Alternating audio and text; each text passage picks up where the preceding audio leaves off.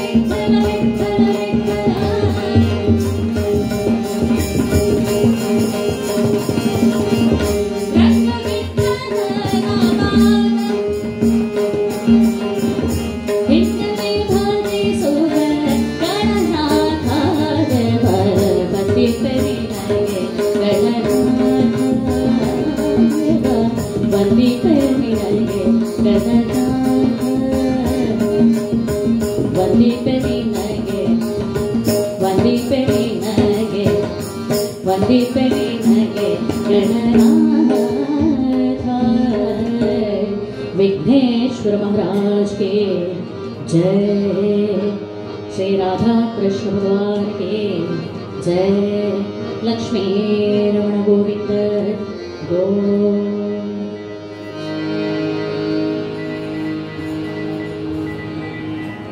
ಮೊದಲನೇದಾಗಿ ಮೊನ್ನೆ 2ನೇ ತಾರೀಕಿಗೆ ಇದ್ದಿರತಕ್ಕಂತಹ ಕಥಾಭಾಗವನ್ನು ಮಗನ ಇಂಜಿನಿಯರಿಂಗ್ ಸೀಟ್ ಕೌನ್ಸಿಲಿಂಗ್ ಆ ದಿವಸಕ್ಕೆ ಬಂದಿರೋದ್ರಿಂದ ಬೆಂಗಳೂರಿಗೆ ಹೋಗಬೇಕಾದಂತಹ ಅನಿವಾರ್ಯತೆಯಿಂದ ಇವತ್ತಿಗೆ ಬದಲಾಯಿಸಿದ್ದಕ್ಕಾಗಿ ಹರಿಕಥಾ ಪರಿಷತ್ತಿಗೆ ನಾನು ಧನ್ಯವಾದಗಳನ್ನು ತಿಳಿಸುತ್ತಾನೆ ಕಾರ್ಯಕ್ರಮವನ್ನು ಆರಂಭ ಮಾಡ್ತಾ ಇದ್ದೇನೆ. ಬಹುಶಃ ಅಧ್ಯಕ್ಷರಲ್ಲಿ ನಿಂತ್ಕೊಂಡು ಮಾಡಬೇಕಾಗಿತ್ತು. ಅವರು ಮೊನ್ನೆ ನನಗೋಸ್ಕರ ಆ ಸಮಯವನ್ನು ಅವರು ತೆಗೆದುಕೊಂಡಿದ್ದಾರೆ. ಹಾಗಾಗಿ ಅವರಿಗೆ ಧನ್ಯವಾದವನ್ನು ಹೇಳುತ್ತಾ, ಇವತ್ತಿನ ದಿನ ಭಕ್ತ ಪ್ರಹ್ಲಾದ 8 ಗಂಟೆಯ ತನಕ ಸಮಯ, ಇದಾಗಲೇ 6:40 ಆದದ್ರಿಂದ ಆದಷ್ಟು ಸಣ್ಣದಾಗಿ ಪೀಠಿಕೆಯನ್ನು ಮುಗಿಸಿ ಕಥಾಭಾಗಕ್ಕೆ ಹೋಗುವಂತಹ ಅನಿವಾರ್ಯತೆ ಇದೆ. ಇವತ್ತಿನ ಕಥಾಭಾಗದಲ್ಲಿ ಭಕ್ತ ಪ್ರಹ್ಲಾದ ಎನ್ನುವಂತಹ ಕಥೆ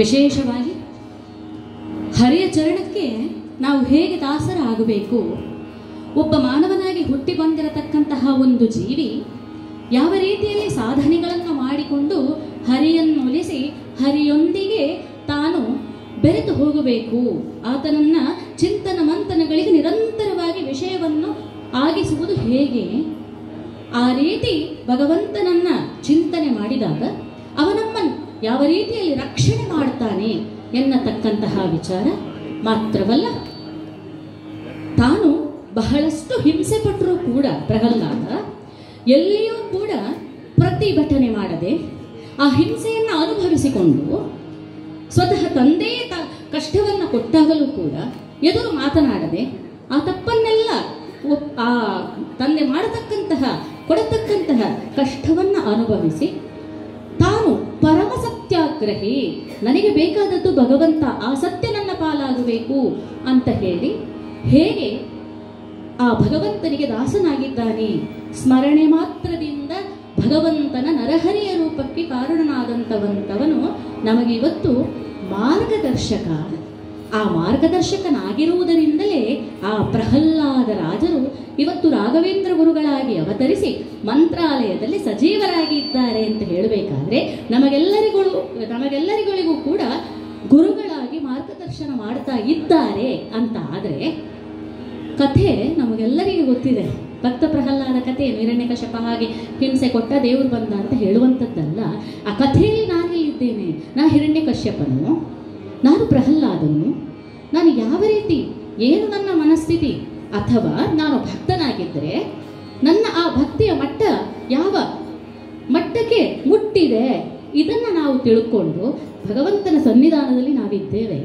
ಈ ಒಂದು ಸಂಜೆಯ ಸಮಯವನ್ನು ಸಾರ್ಥಕವನ್ನು ಮಾಡಿಕೊಳ್ಳಬೇಕು ಅಂತ ಹೇಳುತ್ತಾ ಪ್ರಹ್ಲಾದನೇ ನಮ್ಮ ಮಾರ್ಗದರ್ಶಕ ಅಂತ ಹೇಳುತ್ತಾ ಇವತ್ತು ಅವನು ಜಗತ್ತಿಗೆ ಕೊಟ್ಟಿರುವಂತಹ ತತ್ವ ಏನಪ್ಪ ಅಂತ ಹೇಳಿದ್ರೆ ಪೀಠಿಕಾ ವಿಭಾಗದಲ್ಲಿ ಹೇಳ್ತಾರೆ, ಹರಿಯ ನೆನೆಗಿರೋ ನಮ್ಮ ಹರಿಯ ನೆನೆಗಿರೋ, ಹರಿಯ ನೆನೆಗಿರೋ ನಮ್ಮ ಹರಿಯ ನೆನೆಗಿರೋ, ಬರಿಯ ಮಾತನಾಡಿ ಬಾಯ ಬರಡು ಮಾಡಿ ಕೆಡಲು ಬೇಡಿ, ಬರಿಯ ಮಾತನಾಡಿ ಬಾಯ ಬರಡು ಮಾಡಿ ಕೆಡಲು ಬೇಡಿ, ಹರಿಯ ನೆನೆಗಿರೋ ನಮ್ಮ ಹರಿಯ ನೆನೆಗಿರೋ.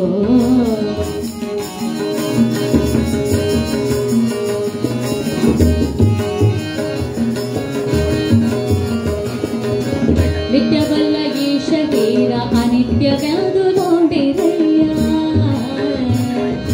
ನಿತ್ಯವಲ್ಲ ಈ ಶರೀರ ಅನಿತ್ಯವೆಂದು ನೋಡಿರಯ್ಯ, ಹೊತ್ತು ಕಳೆಯಬೇಡಿ ಕಾಲ ಮೃತ್ಯು ಬಾಹುವೀಗಲೇ,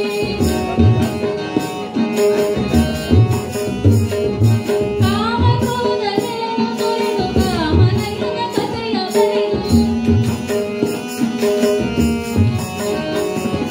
ಪ್ರೇಮದಿಂದ ಭಜಿಸಿರಯ್ಯ ಪವರನಂತೆ ತಿರುಗದೆ, ಪವರನಂತೆ ತಿರುಗದೆ, ಹರಿಯ ನೆನೆಗಿರೋ ನಮ್ಮ ಹರಿಯ ನೆನೆಗಿರೋ, ಹರಿಯ ನೆನೆಗಿರೋ ನಮ್ಮ ಹರಿಯ ನೆನೆಗಿರೋ. ಪರಂಪರೆಯ ಎಲ್ಲ ದಾಸರು ಕೂಡ ಹೇಳಿರುವಂತಹ ಒಂದು ಮಾತು ಅಂತ ಹೇಳಿದ್ರೆ, ಈ ಜಗತ್ತಿನಲ್ಲಿ ನಿನ್ನ ಸೃಷ್ಟಿಗೆ ಕಾರಣನಾಗಿರ್ತಕ್ಕಂತಹ ಆ ಪರಮಾತ್ಮನನ್ನ ಅನವರತವಾಗಿ ಚಿಂತನೆ ಮಾಡು. ನೀವು ಯಾವ ದಾಸ ಸಾಹಿತ್ಯದ ಯಾವ ಹಾಡುಗಳನ್ನು ನೋಡಿದರೂ ಕೂಡ ಎಲೆಮನ ಮುರಾರಿಯನ್ನು ಕೊಂಡಾಡು, ನಾಲಿಗೆಗೆ ಭೂಷಣ ನಾರಾಯಣನ ನಾಮ, ಈ ರೀತಿ ಪ್ರತಿಯೊಂದು ಕೂಡ ನಾವು ಮಾಡುವಂತಹ ಕೆಲಸವನ್ನು ಕಾರ್ಯವನ್ನ ಭಗವಂತನಿಗೆ ಅರ್ಪಣೆ ಮಾಡು. ಯಾಕೆಂತ ಹೇಳಿದ್ರೆ ಅವನಿನ್ನ ರಕ್ಷಕ, ಅವನಿನ್ನನ್ನು ಕಾಪಾಡುವವ. ಆದದ್ರಿಂದ ಈಗ ನೋಡಿ, ನಮಗೆ ಮನೆಯಲ್ಲಿ ಒಂದಿಗೆ ಇಷ್ಟು ಸಕ್ಕರೆ ಇರಲಿಲ್ಲ, ಮನೆಗೆ ಅತಿಥಿಗಳು ಬರ್ತಾರೆ, ಏನು ಮಾಡೋಣ, ಪಕ್ಕದ ಮನೆಗೆ ಹೋಗಿ ಒಂದು ಲೋಟಿಯಲ್ಲಿ ಸಕ್ಕರೆ ಕೊಡ್ತೀರಾ ಅಂತ ಕೇಳ್ತೇವೆ. ಅಪ್ಪ ಅವ್ರು ಕೊಡ್ತಾರೆ, ತಗೊಂಡು ಬಂದವ್ರಿಗೆ ಕಾಪಿ ಮಾಡಿ ಕೊಟ್ಟು ಕಳಿಸ್ತೇವೆ. ಆಮೇಲೆ ಮೊದಲನೇ ಹೇಳೋದು, ಆ ದಿವಸ ಅವರ ಮನೆಯಲ್ಲೂ ಸಕ್ಕರೆ ಇಲ್ಲದಿದ್ರೆ ಮಾಡಿದ್ರೆ ಎಂತ ಅವಸ್ಥೆ ಆಗ್ತಿತ್ತು ಅಲ್ಲ, ಯಾವತ್ತೂ ಕೊಡೋರಲ್ಲ, ಆದರೆ ಆ ದಿವಸ ಕೊಟ್ಟಿದ್ದಾರೆ, ನನ್ನ ಭಾಗ್ಯ. ನೋಡಿದ್ದೀರಾ, ಅವರೊಂದು ಸಕ್ಕರೆ ಕೊಟ್ಟ ಕಾರಣ ನಮ್ಮ ಒಂದು ಮಾನ ಮರ್ಯಾದೆ ಉಳಿಯಿತು. ಯಾವತ್ತೂ ಕೂಡ ಸಾಮಾನು ತಕೊಂಬನ್ನಿ ತಕೊಂಬನ್ನಿ ತಕೊಂಬನ್ನಿ ಅಂತ ಹೇಳಿದ್ರೆ 1 ತಿಂಗಳಾದ್ಮೇಲೆ ನೀವು ತಗೊಂಡು ಬರೋದು ಅಂತ ಗಂಡನಿಗೆ ಬೇರೆ ಬೈಗಳ, ಹೌದಲ್ವೋ? ಹಾಗೆ ಒಂದು ಇಷ್ಟು ಪುಟ್ಟ ಸಣ್ಣ ಸಹಾಯ ಮಾಡಿದವರಿಗೆಲ್ಲ ಉಪಕಾರ ಸ್ಮರಣೆ ಮಾಡ್ತಾನೇ ಇರ್ತೇವೆ. ಹಾಗೆ ಉಪಕಾರ ಮಾಡಿದ್ರು, ಹೀಗೆ ಸಹಾಯ ಮಾಡಿದ್ರು, ಹಾಗೆ ಮಾಡಿದ್ರು, ಹೀಗೆ ಮಾಡಿದ್ರು. ಎಷ್ಟು ಸುಂದರವಾದಂತಹ ಶರೀರವನ್ನು ಕೊಟ್ಟು, ಸಾಧನ ಶರೀರವಿದು ಸಾಧಾರಣವು ಅಲ್ಲ, ದೇವರನ್ನ ಕಾಣಬಹುದಾದಂತಹ, ದೇವರೇ ನೀನಾಗಬಹುದಾದಂತಹ ಶರೀರವನ್ನ ದೇವರು ಕೊಟ್ಟಿದ್ದಾನೆ. ಸಾಧಾರಣವಾದಂತಹ ಶರೀರ ಅಲ್ಲ, ಇದು ಸಾಧನಾ ಶರೀರ. ಅಂದಮೇಲೆ ಭಗವಂತನನ್ನ ಕಾಣತಕ್ಕಂತಹ, ಅವನನ್ನ ಒಲಿಸಿಕೊಳ್ಳತಕ್ಕಂತಹ ಈ ಒಂದು ಚೈತನ್ಯ ಸ್ವರೂಪಿಯಾಗಿರುವಂತಹ ಈ ಶರೀರವನ್ನ ಅದನ್ನ ಕೊಟ್ಟಿದ್ದಾನೆ ಅಂತ ಹೇಳುವ ಒಂದು ಕಾರಣಕ್ಕಾದರೂ ಕೂಡ ಹರಿಯ ನೆನೆಯಿರೋ, ನಮ್ಮ ಹರಿಯ ನೆನೆಯಿರೋ ಅಲ್ವಾ? ಆದ್ದರಿಂದ ಭಗವಂತನ ಅನಂತ ಗುಣಗಳನ್ನ ಆಗಾಗ್ಗೆ ಆಗಾಗ್ಗೆ ಆಗಾಗ್ಗೆ ಹಾಡುತ್ತಾ ಪಾಡುತ್ತಾ ನಲಿದಾಡುತ್ತಾ ನಾಮಸ್ಮರಣೆಯನ್ನ ಮಾಡುತ್ತಾ ಮಾಡುತ್ತಾ ಇರಬೇಕು. ನನಗೆ ಸಹಾಯ ಮಾಡಿದ್ದಾನವನ ಹರಿ, ನೀನಿದ್ದ ಕಾರಣ ನಾನಿದ್ದೀನಪ್ಪ. ಹರಿ, ನೀನನ್ನ ರಕ್ಷಕನಪ್ಪ. ನಮ್ಮ ಇಷ್ಟ ದೇವರನ್ನ, ಯಾಕೆ ಸರ್ವದೇವ ನಮಸ್ಕಾರಂ ಕೇಶವಂ ಪ್ರತಿಗಚ್ಚತಿ, ಆದ್ದರಿಂದ ನಮ್ಮ ಇಷ್ಟ ದೇವರನ್ನ ದೇವರೇ ದೇವರೇ ಅಂತ ಹೇಳ್ತಾ ಇರಬೇಕು. ಹಾಳು ಹರಟೆಯಾಡಿ ಈ ಜೀವನವನ್ನ ಸಾರ್ಥಕ ಮಾಡಿಕೊಳ್ಳದೇ ಇರಬೇಡ ಅಂತ ಹೇಳ್ತಾ ಇದ್ದಾರೆ. ಆದ್ರೆ ನಾವು ಇದನ್ನ ಕೇಳಬೇಕಾದವರು ದೇವರ ಹತ್ರ ಏನು ಕೇಳ್ತಾ ಇದ್ದೇವೆ? ಒಂದೆಡೆ ದಾಸರು ಹೇಳ್ತಾ ಇದ್ದಾರೆ,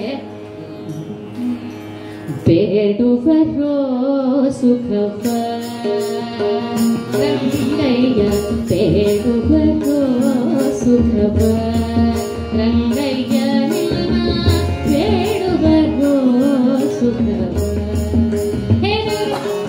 ನನಗೆ ಸುಖ ಕೊಡು, ನನಗೆ ಆ ಕಾರು ಬೇಕು, ಈ ಚಿನ್ನ ಬೇಕು, ಆ ಬಂಗಲೆ ಬೇಕು, ಈ ಆರೋಗ್ಯ ಬೇಕು, ನನಗೆ ಅದು ಬೇಕು, ನನಗಿದು ಬೇಕು. ದೇವರಲ್ಲಿ ಪಟ್ಟಿ. ಬೇಡುವರು ಸುಖ ಬೇಡರು ಕಷ್ಟವ, ಬೇಡುವರೋ ಸುಖ ಬೇಡರು ಕಷ್ಟವ, ಮಾಡಲಿಯರು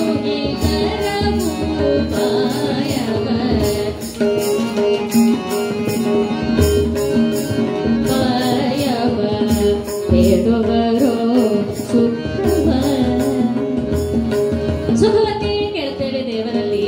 ಆದ್ರೆ ಭಗವಂತನಲ್ಲಿ ಅದು ಕೊಡು ಇದು ಕೊಡು ಎಲ್ಲ ನೀನೇನ್ ಕೊಡು ಅಂತ ಕೇಳ್ತೀಯೋ ಭಕ್ತಿಯಿಂದ ಕೇಳು, ಸುಖವನ್ನು ಭಗವಂತ ಕೊಡ್ತಾನೆ. ಆದ್ರೆ ಭಗವಂತ ನನಗೆ ನೀನೇ ಬೇಕು ಅಂತ ಹೇಳಿದ್ರೆ ಆಗ ದೇವರು ತನ್ನನ್ನು ತಾನು ಕೊಟ್ಟುಕೊಳ್ತಾನಂತೆ. ಒಬ್ಬ ವ್ಯಾಪಾರಿಗೆ 3 ಜನ ಹೆಂಡತಿ ಅಂದ್ರಿದ್ರು ನೋಡಿ, ಆ ಕಾಲದ ಕತೆ, ಈ ಕಾಲದ್ದಲ್ಲ. 3 ಜನ ಹೆಂಡತಿ ಅಂದ್ರಿದ್ರು. ಒಂದು ದಿವಸ ಅವನು ಹೇಳ್ತಾನೆ, ನಾನು ಒಂದು ಸ್ವಲ್ಪ ನನ್ನ ಉದ್ಯೋಗ ನಿಮಿತ್ತ ಒಂದು 15 ದಿನ ಆ ಕಡೆ ನೇಪಾಳದ ಆ ಕಡೆ ಹೋಗ್ತಾ ಇದ್ದೇನೆ, ಬರುವಾಗ ಏನ್ ತರ್ಬೇಕು ನಿಮಗೆ ಅಂತ. ಮೊದಲನೇ ಹೆಂಡತಿ ಹೇಳಿದ್ದಂತೆ, ನೀವು ಹೋಗ್ತಾ ಇದ್ದೀರಲ್ಲ ಅಲ್ಲಿಂದ ಒಂದು ಅಷ್ಟು ಕಾಶಿಗೆ ಹೋಗಿ ಬನ್ನಿ, ಬನಾರಸ ಸೀರೆ ಸಿಗ್ತದಂತೆ ನನಗೆ. ನೀವು ಎಷ್ಟು ದಿನಕ್ಕೆ ಹೋಗುದು? ನಾನೊಂದು 15 ದಿನಕ್ಕೆ. 15 ದಿನಕ್ಕಂದ್ರೆ 15 ಸೀರೆ ತಗೊಂಡ್ರೆ ಗೊತ್ತಾಯ್ತಲ್ಲ. ಸರಿ, 2ನೇ ಹೆಂಡತಿ ಹತ್ರ ಕೇಳ್ತಾನಂತೆ, ನಾನು ಆ ಕಡೆ ಹೋಗ್ತಾ ಇದ್ದೀನಿ, ನಿನಗೇನು ಬೇಕು ನೋಡಿ. ಅಲ್ಲಿ ನೇಪಾಳದ ಹತ್ರ ಎಲ್ಲ ಈ ಹವಳ ಮುತ್ತು ರತ್ನೆಲ್ಲ ಕಮ್ಮಿಗೆ ಸಿಗ್ತದಂತೆ, ಈಗ ಗೊತ್ತಿಲ್ಲ, ಸಿಗ್ತದಂತೆ. ನೀವು ಬರುವಾಗ ನನಗೆ ಎಷ್ಟು ದಿನಕ್ಕೆ ಹೋಗುದು ನೀವು? ನಾನೊಂದು 15 ದಿನಕ್ಕೆ. ಹಾಗಾದ್ರೆ ಕಮ್ಮಿಯಲ್ಲಿ ಎಲ್ಲವನ್ನೂ ಒಂದು 5 ಹಾರದ ಹಾಗೆ ತೆಕ್ಕೊಂಡು ಬನ್ನಿ, ಗೊತ್ತಾಯ್ತಲ್ಲ.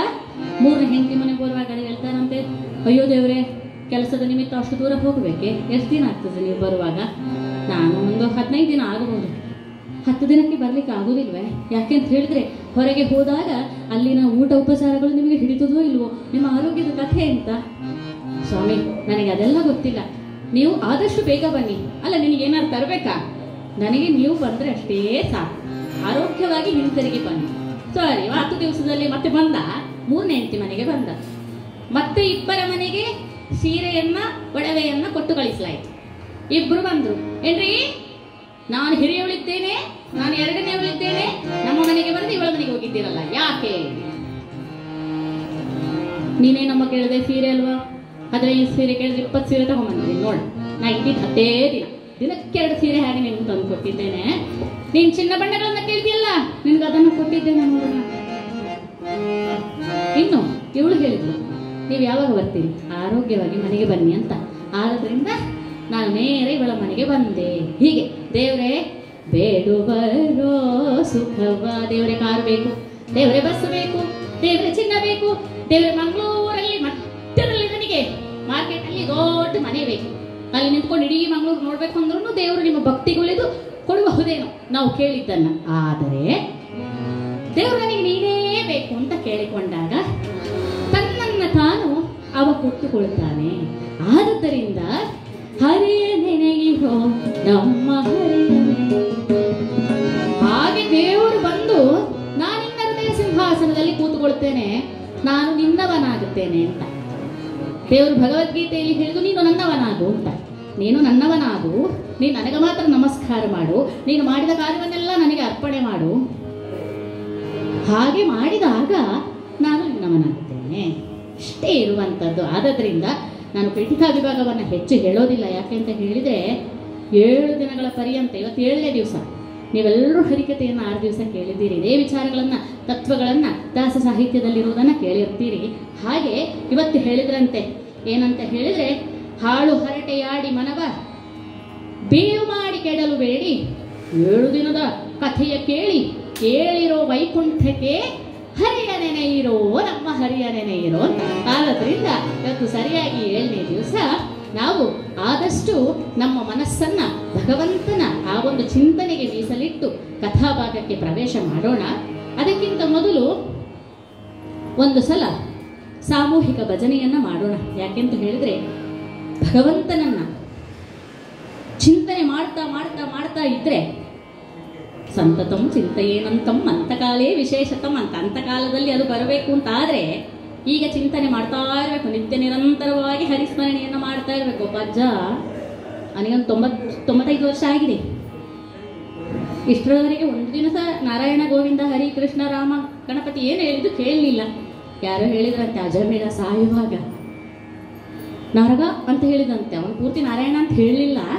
ಆದ್ರೂ ವೈಕುಂಠದವರು ಬಂದು ಕರ್ಕೊಂಡು ಹೋದ್ರಂತೆ. ಅಜ್ಜ ಹೇಳಜ್ಜ ನೀನು ರಾಮಕೃಷ್ಣ ಗೋವಿಂದ ನಾರಾಯಣ ಅಂತ ಮಕ್ಕಳೆಲ್ಲ ಕೂತ್ಕೊಂಡು, ಅಜ್ಜ ಇಷ್ಟರವರೆಗೆ ಹೇಗೋ ಬದುಕಿದ, ನೀನು ಸತ್ತ ಮೇಲೆ ಹೋಗಯ್ಯಮ್ಮ ಅಂತ ಹೇಳಿ ವೈಕುಂಠಕ್ಕೆ.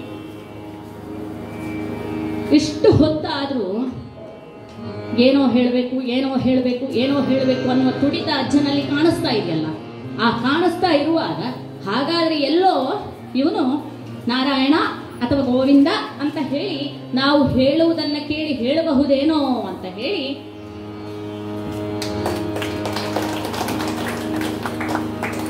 ಬಹಳ ಉತ್ಸಾಹದಿಂದ ಇವರೆಲ್ಲ ಭಜನೆ ಮಾಡ್ತಾ ಇದ್ರೆ, ಒಂದಿಷ್ಟು ತ್ರಾಣ ಪಡೆದುಕೊಂಡ ಆ ಅಜ್ಜ ಏನ್ ಮಾಡ್ತಾರೆ ಗೊತ್ತುಂಟ?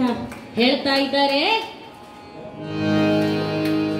ಅಷ್ಟು ಹೊತ್ತಿನಿಂದ ನೋಡ್ತಾ ಇದ್ದೇನೆ, ಎಲ್ಲರೂ ಇಲ್ಲಿ ಸುಮ್ಮನೆ ಬೊಬ್ಬೆ ಹಾಕ್ತಾ ಇದ್ದೀರಿ, ಅಲ್ಲಿ ನೋಡಿ ಆ ದೀಪ ಎಷ್ಟು ಜೋರು ಉಳಿತಾ ಇದೆ, ಅಷ್ಟು ಅಣ್ಣೆ ವೇಸ್ಟ್ ಅಂತ ಹೇಳಿದಾಗ ತಪ್ಪು. ಆದ್ರಿಂದ ಹೇಳಿದ್ದು ಸಂತತಂ ಚಿಂತೆಯೇನಂತ ಮಾತ್ರ ಮಾಡಿದ್ರೆ ಅಂತಕಾಲೇ ವಿಶೇಷತಂ, ಇಲ್ಲದಿದ್ರೆ ಅದು ಅಂತಕಾಲದಲ್ಲಿ ವಿಶೇಷವಾಗಿ ಆ ಚಿಂತನೆ ಬರುವುದಿಲ್ಲ, ಹರಿಚಿಂತನೆ ಬರುವುದಿಲ್ಲ. ಆದದ್ದರಿಂದ ಪ್ರಹ್ಲಾದ ತಾನು ಹರಿ ಅವತಾರಕ್ಕೆ ಕಾರಣನಾಗಬೇಕಿದ್ರೆ ನಿತ್ಯ ನಿರಂತರವಾಗಿ ಹರಿಯ ಸ್ಮರಣೆಯನ್ನ ಮಾಡಿದ್ದಾನೆ. ಆದ್ದರಿಂದ ಅವ ನಮ್ಮ ಮಾರ್ಗದರ್ಶಕ ಅಂತ ಹೇಳುತ್ತಾ ನಾವು ಕೂಡ ಅವನ ಹಾಗೆ ಹರಿಚಿಂತನೆಯನ್ನ ಮಾಡಿ ಕಥೆಗೆ ಹೋಗುವ ಅಂತ ಹೇಳುತ್ತಾ, ಶ್ರೀಕೃಷ್ಣ ಗೋವಿಂದ ಹರೇ ಮುರಾರೇ, ಶ್ರೀಕೃಷ್ಣ ಗೋವಿಂದ ಹರೇ ಮುರಾರೇ, ಶ್ರೀನಾಥ ನಾರಾಯಣ ವಾಸುದೇವ, ಶ್ರೀನಾಥ ನಾರಾಯಣ ವಾಸುದೇವ, ರಾಮಕೃಷ್ಣ ಗೋವಿಂದ ನಾರಾಯಣ, ರಾಮಕೃಷ್ಣ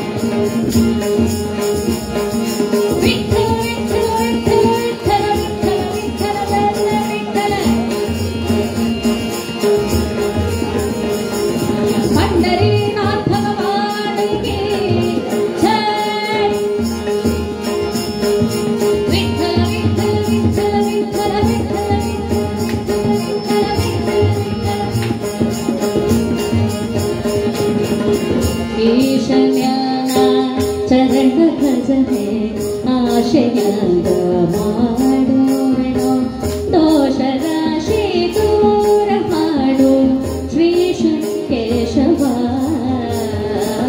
ಈಶನೆಮ್ಮ ಚರಣ ಭಜನೆ ಆಶೆಯಂದ ಮಾಡುವೆನೋ ದೋಷ ರಾಶಿ ದೂರ ಮಾಡು ಶ್ರೀ ಕೇಶವ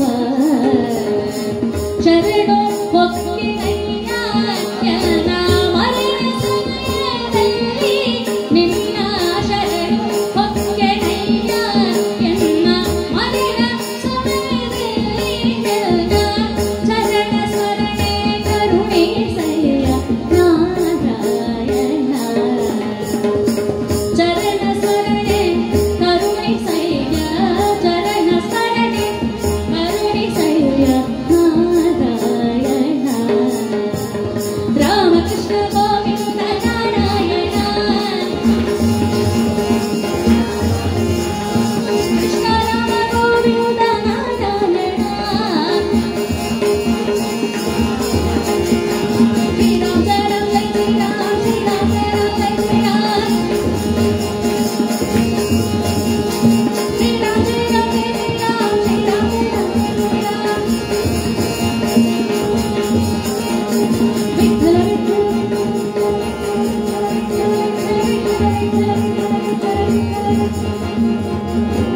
पंडरीनाथ भगवान की जय लक्ष्मी रमण गोविंद गोविंद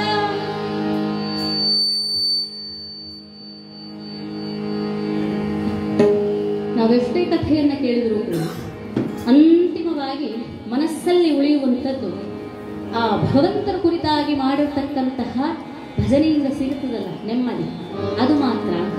ಒಬ್ಬ ಶಾಂತಪ್ಪ ಅಂತ ಇದ್ದ, ಅವನಿಗೆ ಶಾಂತಿಯೇ ಇಲ್ಲ, ಹೆಸರಿನಲ್ಲಿ ಮಾತ್ರ ಶಾಂತಿ ಇದೆ. ಅವನೊಂದು ದಿವಸ ಹೇಳಿದ ಅವನ ಗೆಳೆಯನ ಹತ್ರ, ಎಂತಪ್ಪ ನನಗೆ ಶಾಂತಿಯೇ ಇಲ್ಲಪ್ಪ. ಹೌದೇನೋ, ನಿನ್ನ ಹೆಂಡತಿ ಹೆಸರೇನೋ? ಏನೋ ಒಂದು ಹೆಸರು ಹೇಳಿದ. ಸರಿ, ನಿನ್ನ ಹೆಂಡತಿ ಹೆಸರನ್ನ ಶಾಂತಿ ಅಂತ ಬದಲಾಯಿಸಿ. ಆವಾಗ ಶಾಂತಿ ಶಾಂತಿ ಶಾಂತಿ ಶಾಂತಿ ಅಂತ ಕರೆದಾದ್ರೂ ನಿನಗೆ ಶಾಂತಿ ಸಿಗ್ತದೋ? ಮಾತ್ರ ನಿನ್ನ ಮನೆಯ ಹೆಸರೇನೋ? ಅವನೇನೋ ಒಂದು ನಿಲಯ ಅಂತ ಹೇಳ್ದ. ಸರಿ, ಅದು ನಾನು ಶಾಂತಿ ನಿಲಯ ಅಂತ ಬದಲಾಯಿಸು. ಸರಿ, ಈಗ ಶಾಂತಪ್ಪನವರು ಶಾಂತಿ ನಿಲಯದಲ್ಲಿ ಶಾಂತಿಯಿಂದ ಒಳಗೂಡಿ ಶಾಂತಿಯಿಂದ ಕೂತಿದವರು ಕೇಳಿದ್ರೆ ಬರೀ ಅಶಾಂತಿ, ಯಾವಾಗಲೂ ಶಾಂತಿ ಇರುವಂತೆ. ಒಂದು ದಿವಸ ಗೆಳೆಯ ಬಂದಾಗ, ಏನಪ್ಪ ನಾನು ನಿನಗೆ ಒಂದೊಳ್ಳೆ ಸಜೆಷನ್ ಕೊಟ್ಟಿದ್ದೇನೆ, ಹೌದಲ್ಲ? ಈಗ ನಿನಗೆ ಶಾಂತಿ ಸಿಕ್ಕಿತಾ ಕೇಳಿದ್ರೆ,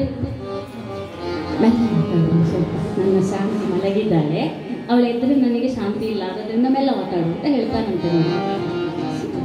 ಸುಮ್ಮನೆ ತಮಾಷೆಗೆ ಹೇಳಿರುವಂಥದ್ದು. ಆದರೆ ಈ ಲೌಕಿಕ ಜಂಜಾಟದಲ್ಲಿ ಮನಸ್ಸನ್ನು ನೋಡಿ ಅದು ಮಾತನಾಡ್ತಾ ಉಂಟು. ಈಗ ಈಚೆಯಿಂದ ಹರಿಕತೆ ಕೇಳ್ತಾ ಉಂಟು, ಆಚೆಯಿಂದ ಮನಸ್ಸು ಮಾತನಾಡ್ತಾ ಉಂಟು. ಯಾಕೆ ಮಾತನಾಡ್ತಾ ಉಂಟು ಅಂತ ಹೇಳಿದ್ರೆ ಬರೀ ಅಶಾಂತಿ. ಅದು ಬೇಕು, ಇದು ಬೇಕು, ಹಾಗಾಗಬೇಕಿತ್ತು, ಹೀಗಾಗಬೇಕಿತ್ತು. ಹರಿದಾಸರು ಖಂಡಿತ 8 ಗಂಟೆಗೆ ಹರಿಕತೆ ಮುಗಿಸ್ತಾರೆ, ನಾನು ಬೇಗ ಹೋಗಬೇಕಿತ್ತು. ಯಾಕಂತ ಹೇಳಿದ್ರೆ ಅವ್ರಿಗೆ ಕೊಟ್ಟಿರೋ ಸಮಯನೇ ಆಲ್ರೆಡಿ ತುಂಬ ಲೇಟ್ ಆಗಿಬಿಟ್ಟಿದೆ ಅಂತ ಹೇಳ್ತಾ ಉಂಟು ಮನಸ್ಸು. ಹೌದಲ್ವ?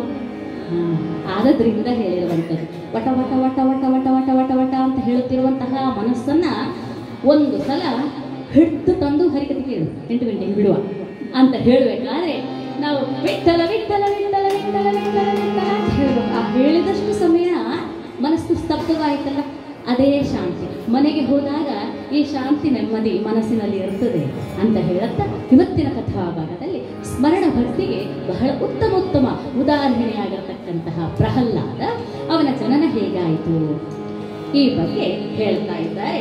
ಅದೊಂದು ದಿವಸ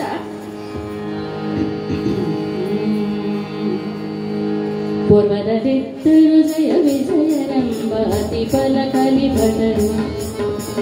ಪೂರ್ವದಲ್ಲಿದ್ದರು ಜಯ ವಿಜಯರೆಂಬ ಅತಿ ಬಲ ಕಲಿಭಟರು. ವೈಕುಂಠಾದಿ ಶ್ರೀಹರಿ ಭವನವ ಕಾಯುವ ಕಲಿಭಟರು. ಉದ್ಧಟನಿಗೆ ಅದು ವಿರೋಧಿಸಲು ರಾಮರಾಗಿದನೆಂಬ ಶಾಪವ ಕಳಿಸಿದರು. ಪೂರ್ವದಲ್ಲಿದ್ದರು ಜಯ ವಿಜಯರೆಂಬ ಅತಿ ಬಲ ಕಲಿಭಟರು. ವರವೈಕುಂಠ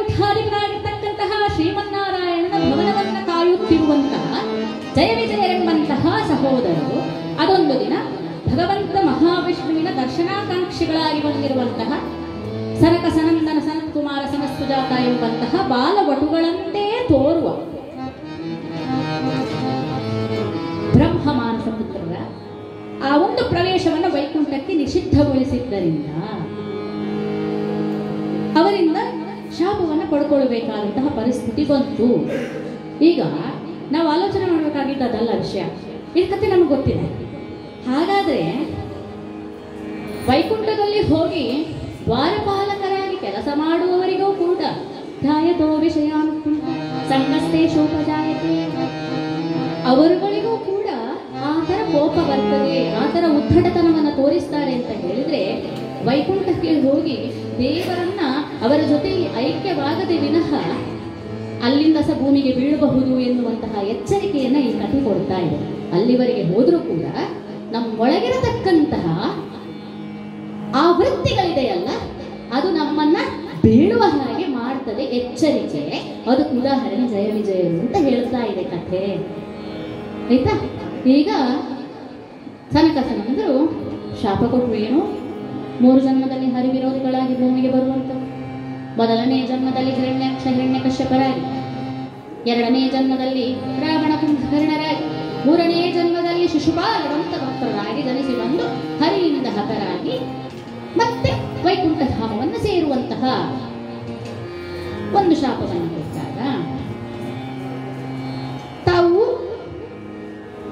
ಹಿರಣ್ಯಕಶ್ಯಪ ಅಣ್ಣ, ಹಿರಣ್ಯಾಕ್ಷ ತಮ್ಮ, ಈ ರೀತಿ ಸಹೋದರರಾಗಿ ಶೋಣಿತನಗರದಲ್ಲಿ ಹುಟ್ಟಿ ಬಂದರು. ಈಗ ಹಿರಿಯವನಾಗಿರ್ತಕ್ಕಂತಹ ಹಿರಣ್ಯಕಶ್ಯಪ, ಕಿರಿಯವನಾದಂತಹ ಹಿರಣ್ಯಾಕ್ಷ ಬಹಳ ದುರುಳರು, ದಾನವ ಕುಲದಲ್ಲಿ ಹುಟ್ಟಿ ಬಂದಿದ್ದಾರೆ. ಇವರ ಅತಿಕ್ರಮಗಳಿಗೆ ಬೇಸತ್ತಿರುವಂತಹ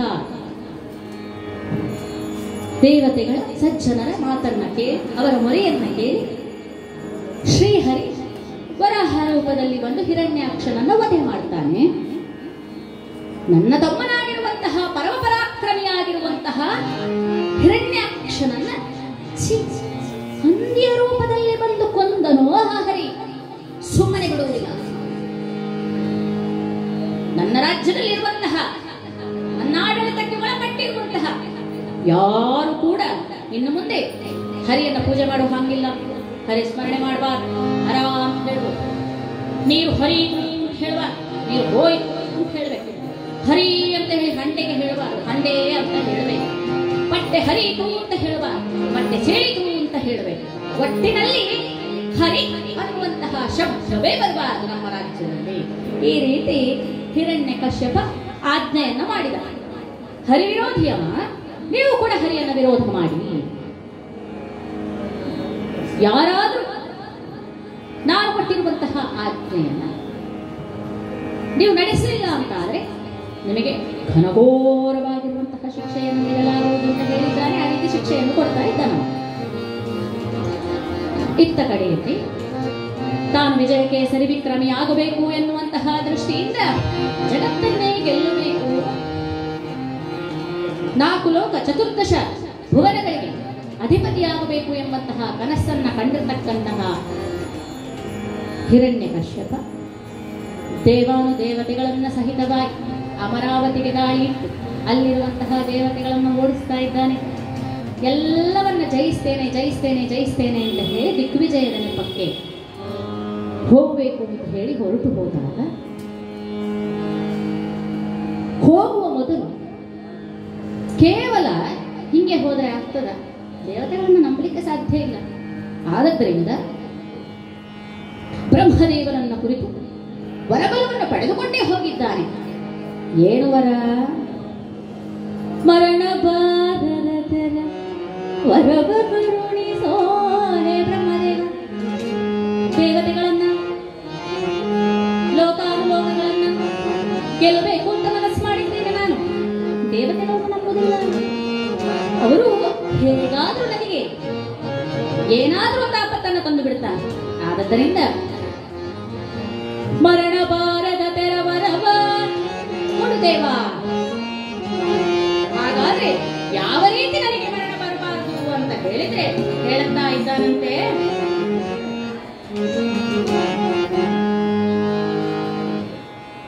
ಹಗಲಿರುಳುದರೆಯೊಳಗೆ ಗಗನದಲ್ಲಿ ಸುರನರರ ಕೈಯಲ್ಲಿ ಜಗದೊಮ್ಮೆ ಕೊಡು ನನಗೆ ಸಾರಾಟ ಹೇ ದೇವ್ರೆ, ಭೂಮಿಯಲ್ಲಾಗ್ಲಿ ಆಕಾಶದಲ್ಲಾಗ್ಲಿ ನನಗೆ ಮರಣ ಬರಬಾರ್ದು. ಮನೆಯ ಒಳಗಾಗ್ಲಿ ಹೊರಗಾಗ್ಲಿ ನನಗೆ ಮರಣ ಬರಬಾರ್ದು. ಯಾವುದೇ ಪ್ರಾಣಿಯಿಂದಾಗ್ಲಿ ಪಕ್ಷಿಯಿಂದಾಗ್ಲಿ ನನಗೆ ಮರಣ ಬರಬಾರ್ದು. ಯಾವುದೇ ಆಯುಧದಿಂದಾಗ್ಲಿ ನನಗೆ ಮರಣ ಬರಬಾರ್ದು. ಹಗಲಾಗ್ಲಿ ಕತ್ತಲೆ ಆಗ್ಲಿ ನನಗೆ ಮರಣ ಬರಬಾರ್ದು. ಈ ರೀತಿ ವಿಶೇಷವಾದಂತಹ ವರವನ್ನ ಕೇಳಿದ್ದಾನೆ. ವರವನ್ನ ಬ್ರಹ್ಮದೇವ ಕೊಟ್ಟಿದ್ದಾನೆ. ವರಬಲದಿಂದ ಅವ ಹೊರಟಿದ್ದಾನೆ ದಿಗ್ವಿಜಯಕ್ಕೆ. ಇದೀಗ ತುರುಳದೈದಿನ ಒಟ್ಟಹಾಸವನ್ನಿಟ್ಟ ಕ್ಷಣ ಮಾತ್ರದಲ್ಲಿ ದೇವನಗಳಿಗೆ ತಾಯಿಲಿಟ್ಟ ಸುರಲೋಕ ಭುವನಂಗಳಿಗೆ ಕಿಚ್ಚಲಿಟ್ಟ ಸುರದಿಟ್ಟ ಹೃದಯದೊಳಗಿನ ಬೆಟ್ಟ ಧೈರ್ಯವನ್ನು ಸುಟ್ಟ ಅಳಲಾಳಿಗಿಟ್ಟ ವರಗಲ್ವಿತನ ಶೌರ್ಯ ಕ್ರೌರ್ಯದಾಘಾತಕ್ಕೆ ನಾಗಲೋಕವು ಭಯದಿ ಕರಗುತ್ತದು.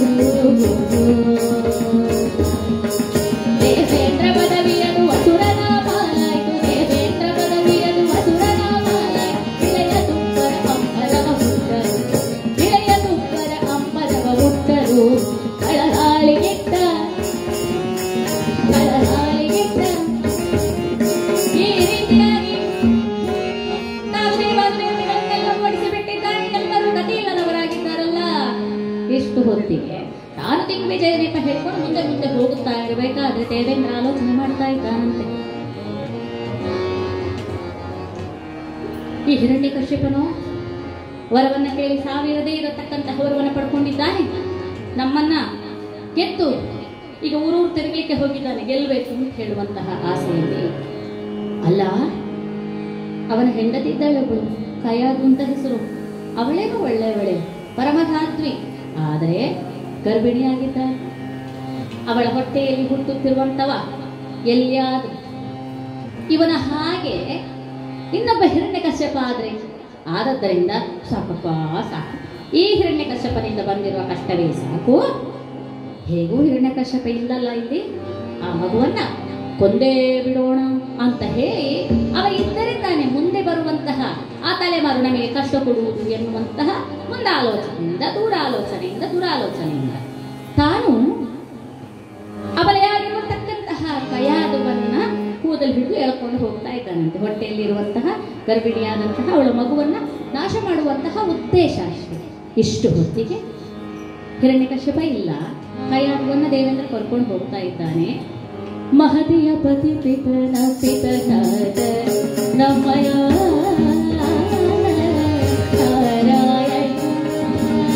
ಮಹದಿಯ ಪತಿ ಪಿತನ ಪಿತನಾದ ನಮ್ಮಯ ವೈಕುಂಠಪತಿ ರಕ್ಷಿಸು ಅಕ್ಷಯದ ಭರಣಿ ನಾರಾಯಣ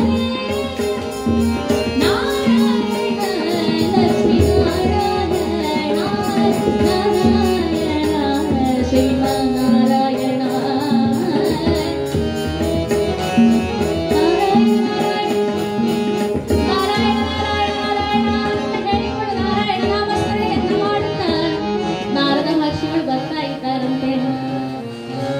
ಲೋಕಕ್ಕೆ ಜ್ಞಾನವನ್ನ ನೀಡುವಂತವರು ಎನ್ನುವಂತಹ ಅರ್ಥ ಇರುವಂತಹ ನಾರದ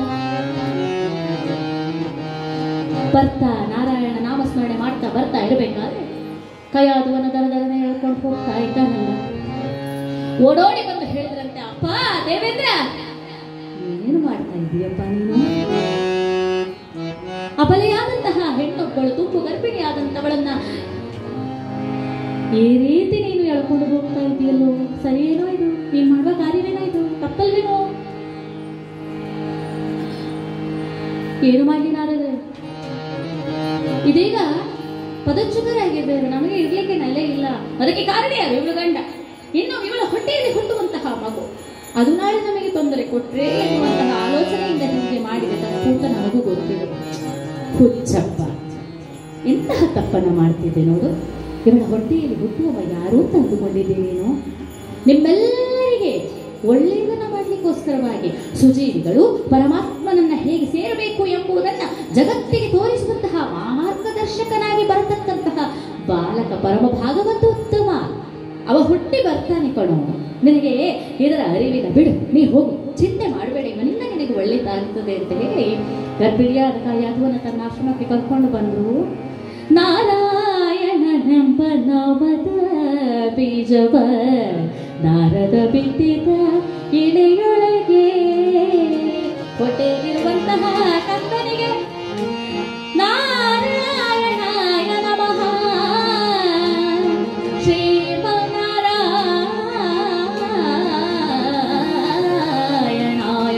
ನಮಃ. ಓಂ ನಮೋ ನಾರಾಯಣಾಯ, ಓಂ ನಮೋ ನಾರಾಯಣಾಯ, ಓಂ ನಮೋ ನಾರಾಯಣಾಯ, ಓಂ ನಮೋ ನಾರಾಯಣಾಯ, ಓಂ ನಮೋ ನಾರಾಯಣಾಯ ಎಂಬತಕ್ಕಂತಹ ನಾರಾಯಣನೆಂಬ ನಾಮದ ಬೀಜವ ಗರ್ಭಸ್ಥ ಶಿಶುವಿಗೆ ನಾರದರು ಬೋಧಿಸ್ತಾ ಇದ್ದಾರೆ. ಈಗ ಗೊತ್ತಾಯ್ತಲ್ಲ ಹೇಗೆ ಈ ಕಾಲದಲ್ಲಿ ಹೇಳ್ತಾರೆ ಗರ್ಭಿಣಿಯರು ಮಹಾಭಾರತ ನೋಡಬಾರ್ದಂತ, ರಾಮಾಯಣ ನೋಡಬೇಕು.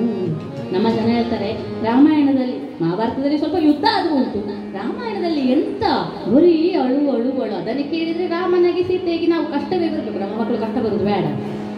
ಮಕ್ಕಳಿಗೆ ಹೊಟ್ಟೆಯಲ್ಲಿರುವಂತಹ ಮಕ್ಕಳಿಗೆ ಏನು ಅರ್ಥ ಆಗಲ್ಲ ಅಂತ ಅಂದುಕೊಳ್ಳೋದು ನಾವು.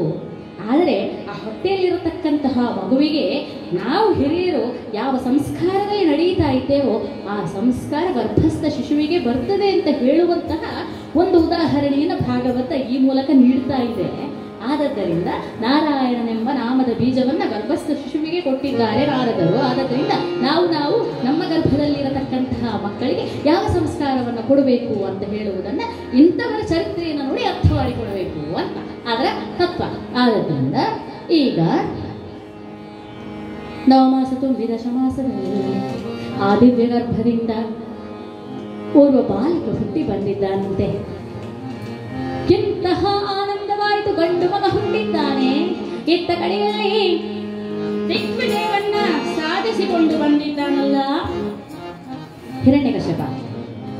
ದಿಗ್ವಿಜಯವನ್ನ ಸಾಧಿಸಿದ್ದೇನೆ ಎನ್ನುವಂತಹ ಆನಂದ, ಆಹ ಜಗತ್ತಿಗೆ ಪತಿಯಾದೆ ನಾನೀಗ ಜಗತ್ಪತಿ. ಯಮ ಅಲ್ಲ, ನಾರಾಯಣ ಅಲ್ಲ. ಆದ್ರಿಂದ ಜಗತ್ಪತಿ ಯಾರು?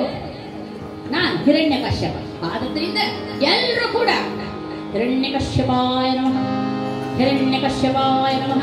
ಯಾಕಂತ ಹೇಳಿದ್ರೆ ದೇವತೆಗಳು ಕೂಡ ಗಡಗಡ ಗಡಗಡ ಅಂತ ನಡ್ಕೊಂಡು ಓಡ್ತಾರೆ. ನನ್ನ ಹೆಸರು ಹೇಳಿದ್ರೆ ಸಾಕು, ಅವರಿಗೆ ತಲೆ ಬಿಸಿ ಆಗ್ತದೆ. ಜಗತ್ತನ್ನು ಗೆದ್ದಿದ್ದೇನೆ, ವಿಜಯ ಕೇಸರಿ ವಿಕ್ರಮಿಯಾಗಿದ್ದೇನೆ, ಇಡೀ ಲೋಕ ನನ್ನದು. ಆದ್ದರಿಂದ ಹಿರಣ್ಯಕಶ್ಯಪಾಯ ನಮಃ. ಕೇಳಿದ್ದನ್ನೆಲ್ಲ ಕೊಡ್ತೇನೆ ಅಂತ ನೋಡಿ ಅಂತಹ ಆನಂದ, ಜಗತ್ತನ್ನ ಗೆದ್ದಿದ್ದೇನೆ. ಇತ್ತ ಕಡೆಯಲ್ಲಿ ಹೆಂಡತಿ ನನ್ನ ಉತ್ತರಾಧಿಕಾರಿಗೆ ಗಂಡು ಮಗುವಿಗೆ ಜನ್ಮ ಕೊಟ್ಟಿದ್ದಾರೆ. ತುಂಬಾ ಖುಷಿ ಆಯ್ತು. ಒಂದು ಬದಿಯಲ್ಲಿ ಗೆದ್ದೆನೆಂಬ ಖುಷಿ, ಇನ್ನೊಂದು ಬದಿಯಲ್ಲಿ ತಂದೆಯಾಗಿ ಗಂಡು ಮಗುವಿಗೆ ತಂದೆಯಾದನೆಂಬಂತಹ ಖುಷಿ. ಈ ಎಲ್ಲಾ ಸಂತೋಷ ಸೇರಿ ಪ್ರಕೃಷ್ಟವಾದ ಆಹ್ಲಾದವಾಯಿತಂತ ಭಯಂಕರ ಸಂತೋಷವನ್ನು ಕೊಟ್ಟವನೇ ಪ್ರಹ್ಲಾದ ಅಂತ ಹೇಳುವಂತಹ ನಿಟ್ಟಿನಲ್ಲಿ ಬಾಲಕನಿಗೆ ಪ್ರಹ್ಲಾದ ಅಂತ ಹೇಳಿ ಹೆಸರನ್ನ ಕೊಟ್ಟರು. ಬಾಲಕ ಉಳಿದ ಬಾಲಕರ ಹಾಗೆ ಅಲ್ಲ, ಬಾಲಕ ಬೆಳೀತಾ ಇದ್ದಾನೆ. ಅರಮನೆಯಲ್ಲಿ ಬೇಕಾದಷ್ಟು ಮಕ್ಕಳಿದ್ದಾರಪ್ಪ. ಆ ಮಕ್ಕಳಿಗೂ ಕೂಡ ನಮ್ಮ ಪ್ರಹ್ಲಾದನಿಗೂ ಅಜಗಜಾಂತರವಾದಂತಹ ವ್ಯತ್ಯಾಸ ಕಂಡು ಬರ್ತಾ ಇದೆ. ಆಲೋಚನೆ ಮಾಡ್ತಾ ಇದ್ದಾನೆ, ಭಗವದ್ಯಾನವೇ ಹರ್ಷನ ಸವಿಭೋಜನ,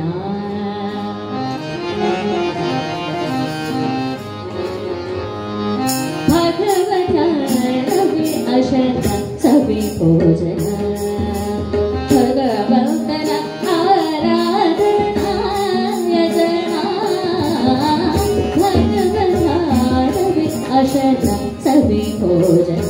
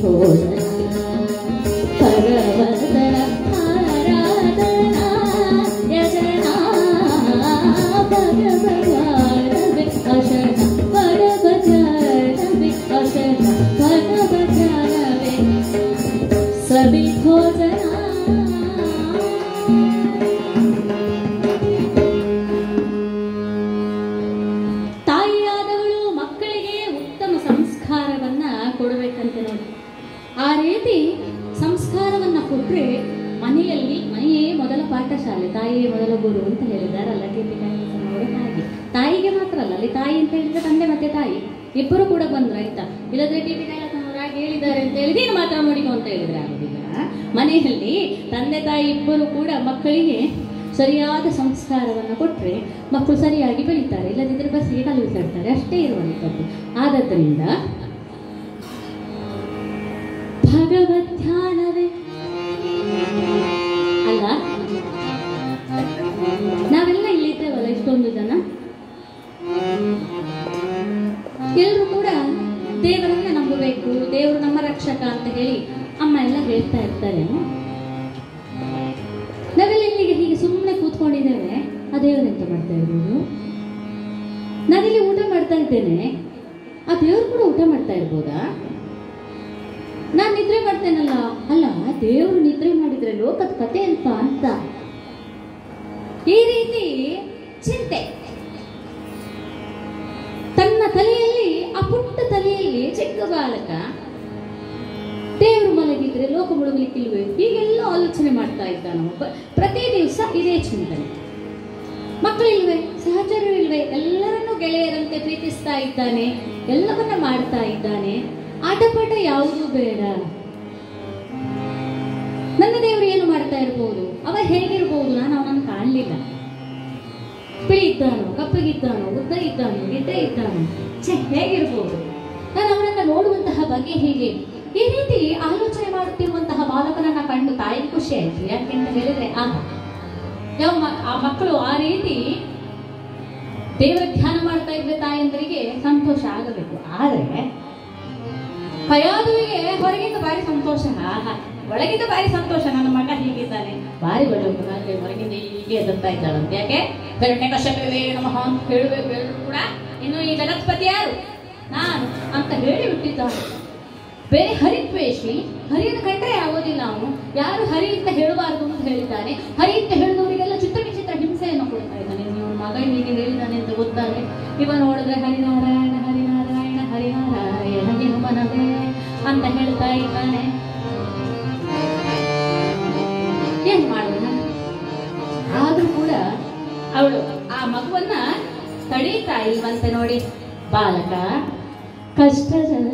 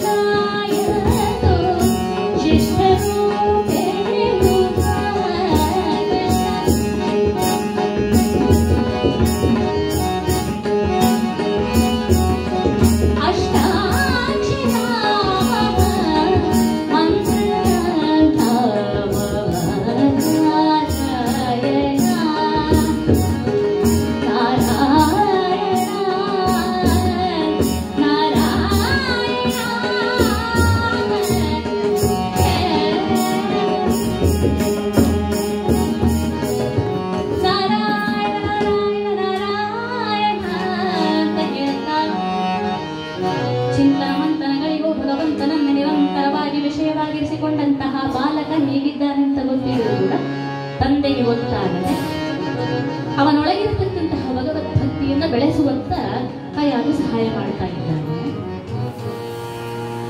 5 ವರ್ಷ ಪ್ರಾಯ ಆಯಿತು ಬಾಲಕನಿಗೆ.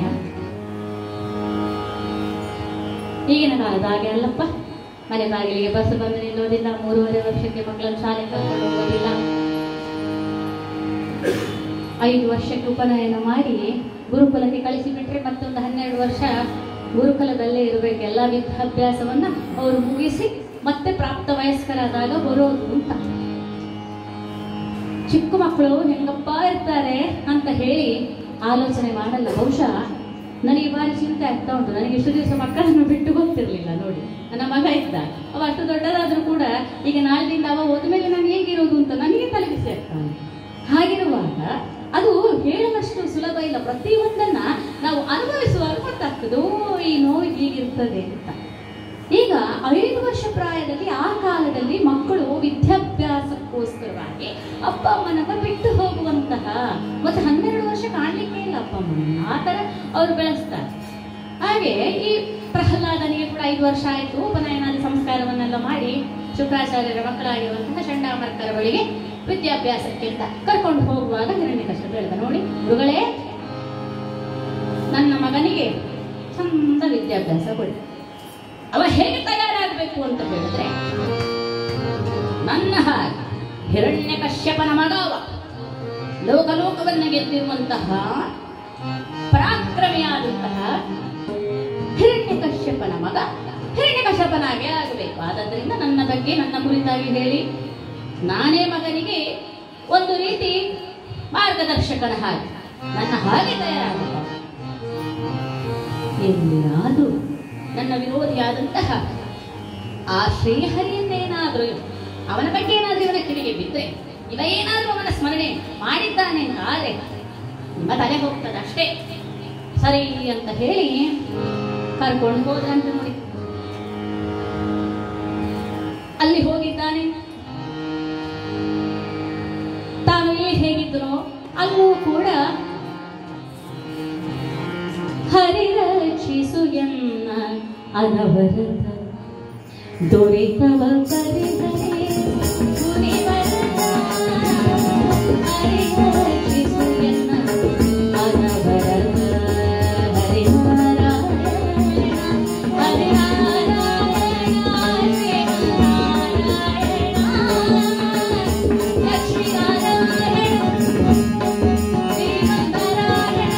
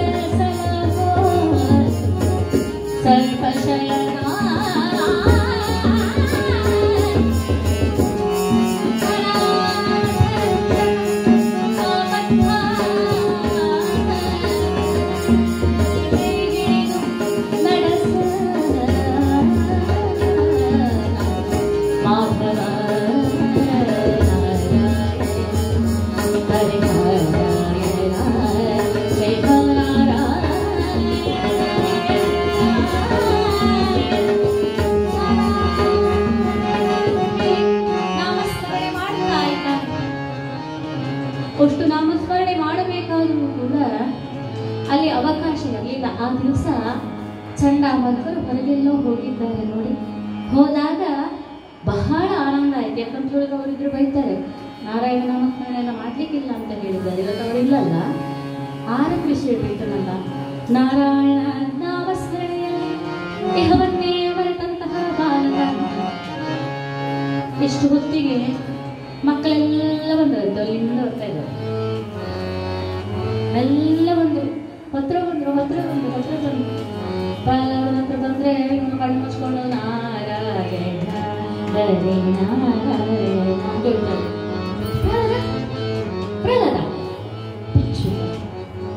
ಅಲ್ಲ, ಬೇಸರ ಮಾಡಬೇಡ, ನಿನ್ನ ಧ್ಯಾನಕ್ಕೆ ತೊಂದರೆ ಆಯ್ತೇನೋ. ಅಲ್ಲ, ಈಗ ನಿಮ್ಮಪ್ಪ ಇದ್ದಾರಲ್ಲ ಹಿರಣ್ಯಕಶ್ಯಪ, ಅವರಿಗೆ ಶೇಷಶಯನ, ವೈಕುಂಠವಾಸ, ಶ್ರೀಹರಿ, ನಾರಾಯಣ, ಮಾಧವ, ಸರ್ಪಶಯನ, ಛೇ ಹೀಗೆಲ್ಲ ಹೆಸರುಂಟಲ್ಲ. ಅದು ನೀನವರ ಮಗ ಅಲ್ಲ, ಅದಕ್ಕೆ ನಿನಗೆಲ್ಲ ಉಂಟು. ನಮ್ಗೆಂತ ಅದನ್ನೆಲ್ಲ ಹೇಳಿಕೊಡ್ಲಿಲ್ಲ. ನೀ ನಮ್ಗೆ ಹೇಳ್ಕೊಡ್ತೀಯಾ? ಇಲ್ಲಿ ಏನಿದ್ರು ಕೂಡ ನಿಮ್ಮ ಅಪ್ಪನ ಬಗ್ಗೆನೇ ಹೇಳ್ಕೊಡ್ತಾರಲ್ವಾ, ನಮಗೂ ಕೂಡ ಹೇಳ್ಕೊಡ್ತೀಯಾ? ಚಿಕ್ಕ ಮಕ್ಕಳು ಬಂದು ಪ್ರಹ್ಲಾದನ ಅಂತ ಕೇಳುವಾಗ ಅವಾಗ ಹೇಳ್ತಾನಂತೆ, ಅಯ್ಯೋ ನಾನು ನನ್ನ ತಂದೆಯಾದಂತಹ ಹಿರಣ್ಯಕಶ್ಯಪನ ಕುರಿತಾಗಿ ಇಲ್ಲಿ ಹಾಡಿ ಹೊಗಳುತ್ತಾ ಇದ್ದ. ನಾ ಹಾಡಿ ಹೊಗಳುತ್ತಾ ಇರುವಂತದ್ದು ನನ್ನ ತಂದೆಯ ತಂದೆ, ನಮ್ಮೆಲ್ಲರ ತಂದೆಯಾಗಿರುವಂತಹ ಆ ಜಗತ್ಪತಿಯಾಗಿರುವಂತಹ ಶ್ರೀಮನ್ನಾರಾಯಣನ ಕುರಿತು ಹೇಳ್ತಾ ಇದ್ದೇನೆ ಅಂತ ಹೇಳುವಾಗ, ಓಹೋ ಈಗ ನಿಮ್ಮ ತಂದೆಗೆ ಒಂದು ತಂದೆ, ನಮಗೆಲ್ಲರಿಗೂ ಬೇರೆ ಒಂದು ತಂದೆ ಉಂಟಾ? ನಂಗೆ ಗೊತ್ತೇ ಇಲ್ಲ ನೋಡು, ಅವನೆಲ್ಲಿದ್ದಾನೆ ಅಂತ ಹೇಳುವಾಗ, ಪರಮ ಪರದೊಳಗೆ ವಿಷಧರನ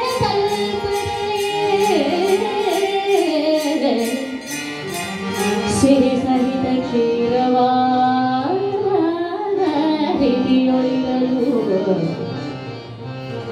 ಪರಮ ಪದದೊಳಗೆ ಕ್ಷೀರಸಾಗರ ಶಯನವಾಗಿರುವಂತಹ ಶ್ರೀಹರಿ, ಮಾವಿನ ಮೇಲೆ ಸರ್ಪಶಯನ ಹೇಳಿದ್ರೆ ಅಮ್ಮ ಮಾವಿನ ಮೇಲೆ ಮಲಗಿದ್ದಾನೆ, ಲಕ್ಷ್ಮೀದೇವಿ ಕಾಲು ತುತ್ತ ಇದ್ದಾಳೆ ಗೊತ್ತಾ, ದೇವರು ಅಲ್ಲಿರೋದು ಅಂತ ಹೇಳುವಾಗ, ಓ ಹೌದಾ, ಅದೇನಪ್ಪ ನಮ್ಮಪ್ಪ ನನಗೆ ತಂದೆ, ನಮ್ಮ ಇಡೀ ಈ ಒಂದು ರಾಜ್ಯವನ್ನ ಆಳ್ವಿಕೆ ಮಾಡತಕ್ಕಂಥವ.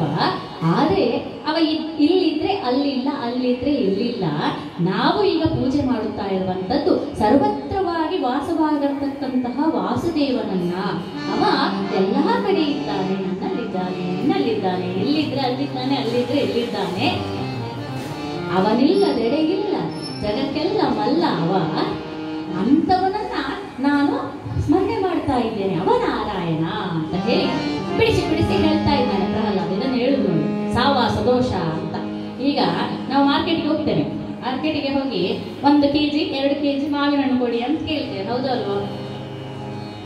ಮಾವಿನ ಹಣ್ಣು ಕೊಡುವಾಗ ಎಡೆಯಲ್ಲಿ ಒಂದು ಗೊತ್ತಿದ್ದು ಗೊತ್ತಿಲ್ಲದೆಯೋ ಒಂದು ಸ್ವಲ್ಪ ಹಾಳು ಮಾಡಿ ಬರ್ತದೆ. ಮನೆಗೆ ಬಂದು ನೋಡುವಾಗ ಸ್ವಲ್ಪ ಸ್ವಲ್ಪ ಹಾಳಾಗಿರ್ತದೆ. ಇವತ್ತಿರ್ಲಿ, ನಾಳೆ ಅದನ್ನು ತೆಗೆದ್ರೆ ಆಯ್ತು ಅಂತ ಹೇಳಿ ಆಲೋಚನೆ ಮಾಡಿದಿರೋ, ಮರುದಿನ ಬೆಳಿಗ್ಗೆ ನೋಡುವಾಗ ಅದರೊಟ್ಟಿಗೆ ಇನ್ನೆರಡು ಹಣ್ಣು ತಪ್ಪಾಗಿರ್ತದೆ, ಹೌದಲ್ವಾ? ಅದನ್ನೇ ಸಾವಾಸ ದೋಷ ಅಂತ ಹೇಳಿ.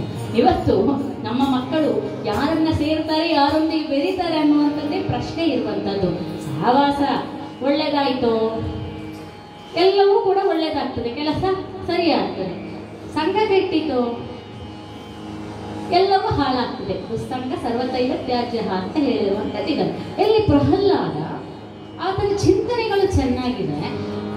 ಆ ಮಕ್ಕಳೆಲ್ಲರೂ ಬಂದು ವಿಚಾರವನ್ನ ಹೇಳಿದಾಗ ತನಗೆ ಎಷ್ಟು ಗೊತ್ತಿದೆ ಅಷ್ಟನ್ನ ಹೇಳಿದ್ದಾನೆ. ಅಷ್ಟೆಲ್ಲ ಹೇಳುವಾಗ ಮಕ್ಕಳು ಅವನ ಸಹವಾಸಕ್ಕೆ ಬಿದ್ರ.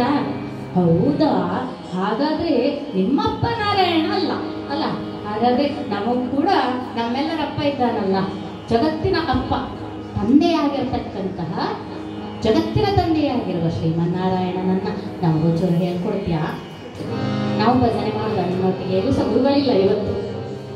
ಸರಿ, ನಾನು ಮೊದಲು ಹೇಳ್ತೇನೆ, ನೀವು ಮತ್ತೆ ಹೇಳಿ ಆಯ್ತಾ ಅಂತ ಹೇಳಿ, ಅಚ್ಯುತಂ ಕೇಶವಂ ರಾಮನಾರಾಯಣ ಕೃಷ್ಣ ದಾಮೋದರ ವಾಸುದೇವ ಅಚ್ಯುತಂ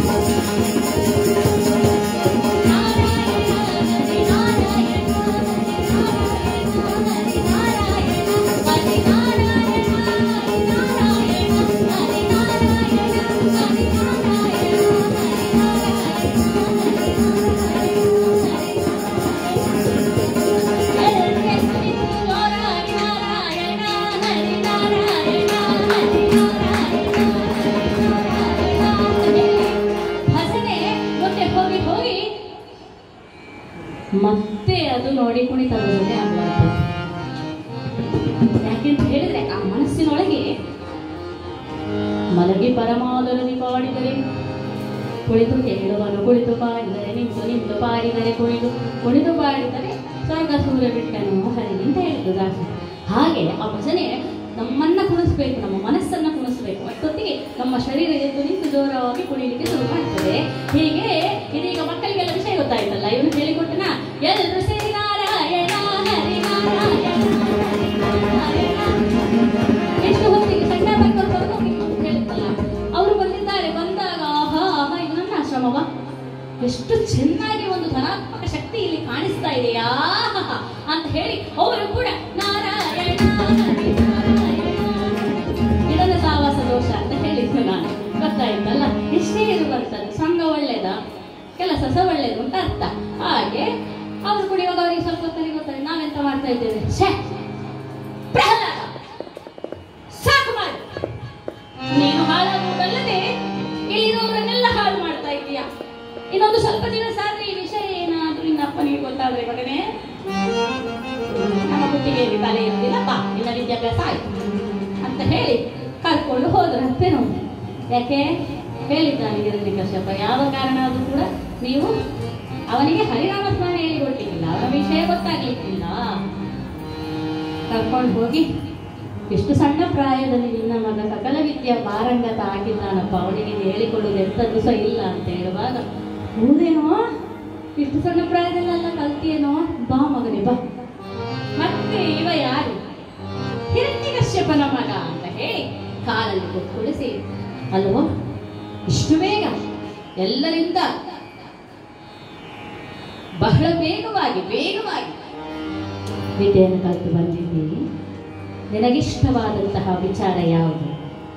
ಯಾವ ವಿಚಾರ ನಿನಗೆ ಮನಸ್ಸಿಗೆ ಬಹಳ ಸಂತೋಷ ಕೊಟ್ಟಿರುವಂಥದ್ದು ಹೇಳೋ ಕಂದ ಅಂತ ಹೇಳುವಾಗ ತೊಡೆಯ ಮೇಲೆ ಕೂತ್ಕೊಳಿಸಿದ್ದಾನೆ, ತಲೆ ನೇಮಿಸ್ತಾ ಇದ್ದಾನೆ. ನನ್ನ ಮಗ ಸುಮಾರು ದಿವಸ ಆಯ್ತು ಬಿಟ್ಟ ಅವನನ್ನ. ನಾರಾಯಣ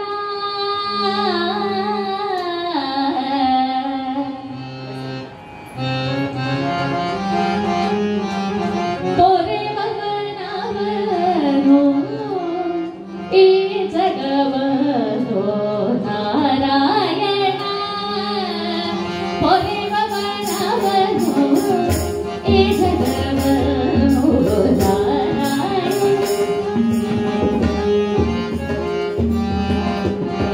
ಕೂತಿದ್ದಾರೆ ನಾರಾಯಣ ನಾರಾಯಣ ಅಂತ ಹೇಳ್ತಾ ಇದ್ದಾನೆ. ಕಾಲಿಗೆಲ್ಲ ಚೇಳು ಕಚ್ಚಿದಾಗ ಆಗ್ತಾ ಉಂಟಂತೆ.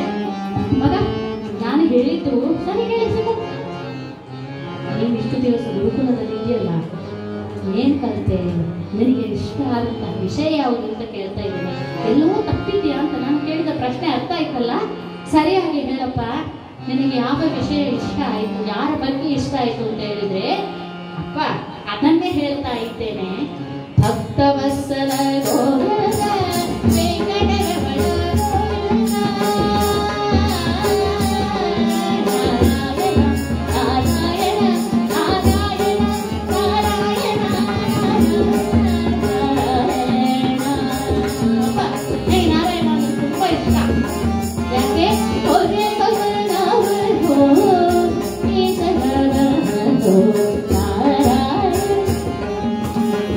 ಇಷ್ಟು ಹೇಳುವಾಗ ನಾರಾಯಣ ಅಂತ ಹೇಳಿ ಮೈ ಮರೆತು ಹಾಡುತ್ತಿರುವಂತಹ ಬಾಲಕನನ್ನ ಕಂಡು ತೊಡೆಯ ಮೇಲಿದ್ದಂತಹ ಬಾಲಕನನ್ನ ಎತ್ತಿ ದೂಡಿ ಕೆಳಗೆ ಬಿಸಾಡುತ್ತಾ ಇದ್ದಾನಂತೆ. ತೊಡೆಯ ಮೇಲಿದ್ದ ತನ್ನ ಬಿಡಿದೆದು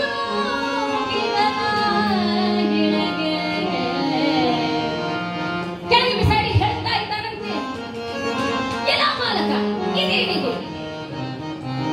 ಯಾವಾಗ ನನ್ನ ತಮ್ಮನಾಗಿರ್ತಕ್ಕಂತಹ ನನ್ನ ಚಿಕ್ಕಪ್ಪನಾಗಿರುವಂತಹ ಹಿರಣ್ಯಾಕ್ಷನನ್ನ ಹಂದಿಯ ರೂಪದಲ್ಲಿ ಬಂದು ಕೊಂದಿದ್ದಾನೋ ಅಂತಹ ನನ್ನ ಕಡುಬೈರಿಯಾಗಿರ್ತಕ್ಕಂತಹ ಆ ನಾರಾಯಣನ ಕುರಿತು ಜಪ ಮಾಡ್ತಾ ಇದೆಯಲ್ಲೋ, ಬಿಡು ಬಿಡು ಬಿಡು, ಹಿರಣ್ಯಕಶ್ಯಪಾಯ ನಮಃ ಅಂತ ಹೇಳು.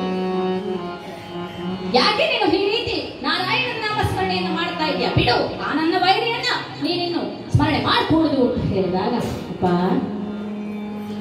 ನಮ್ಮ ನಿಮ್ಮೆಲ್ಲರ ರಕ್ಷಕನಾಗಿರುವಂತಹ ಭಗವಂತ ಅವನೇ ಅಂತ ಹೇಳಿ ತಿಳಿದ ಮೇಲೆ ಅವನನ್ನು ಸ್ಮರಣೆ ಮಾಡಲೇಬೇಕಲ್ವಪ್ಪ. ಆದ್ದರಿಂದ ನಾನು ಸಮಾಡ್ತೇನೆ, ನೀನು ಸಮಾಡ್ತೇನೆ. ನಮ್ಮ ಆದರೆ ಎಷ್ಟು ಬುದ್ಧಿ ಹೇಳಿದ್ರು ಕೂಡ, ತುಂಬ ಬುದ್ಧಿ ಹೇಳಲಿಕ್ಕೆ ಸಮಯ ಇಲ್ಲ. ಆದ್ದರಿಂದ ಎಷ್ಟು ಬುದ್ಧಿ ಹೇಳಿದ್ರು ಕೂಡ ಇವನು ಮಾತ್ರ ಹರಿನಾಮ ಸ್ಮರಣೆ ಬಿಡುವುದಿಲ್ಲ ಅಂತ ಹೇಳ್ತಾ ಇದ್ದಾನೆ. ಸರಿ, ಯಾರಲ್ಲಿ ಬನ್ನಿ, ಯಾರ್ಯಾರು ಹರಿನಾಮ ಸ್ಮರಣೆಯನ್ನು ಮಾಡ್ತಾ ಇದ್ದವರು ಅವರಿಗೆ ನಾವು ಕೊಡುವಂತಹ ಚಿತ್ರ ವಿಚಿತ್ರ ಹಿಂಸೆಗಳನ್ನೆಲ್ಲ ಪ್ರಹ್ಲಾದನಿಗೆ ತೋರಿಸಿ, ಹೌದಲ್ಲ,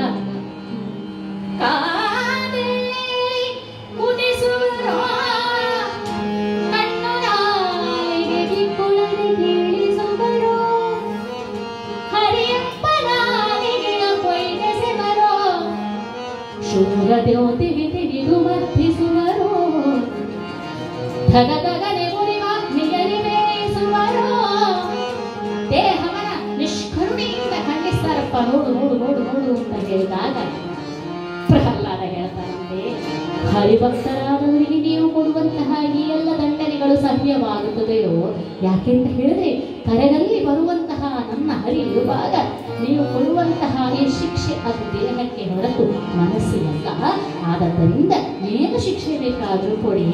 ಹರಿಯೊಬ್ಬನೇ ತಂದೆ, ಹರಿಯೊಬ್ಬನೇ ತಾಯಿ, ಹರಿಯೊಬ್ಬನೇ ತಂದೆ, ಹರಿಯೊಬ್ಬನೇ ತಾಯಿ, ಹರಿಯೊಬ್ಬನೇ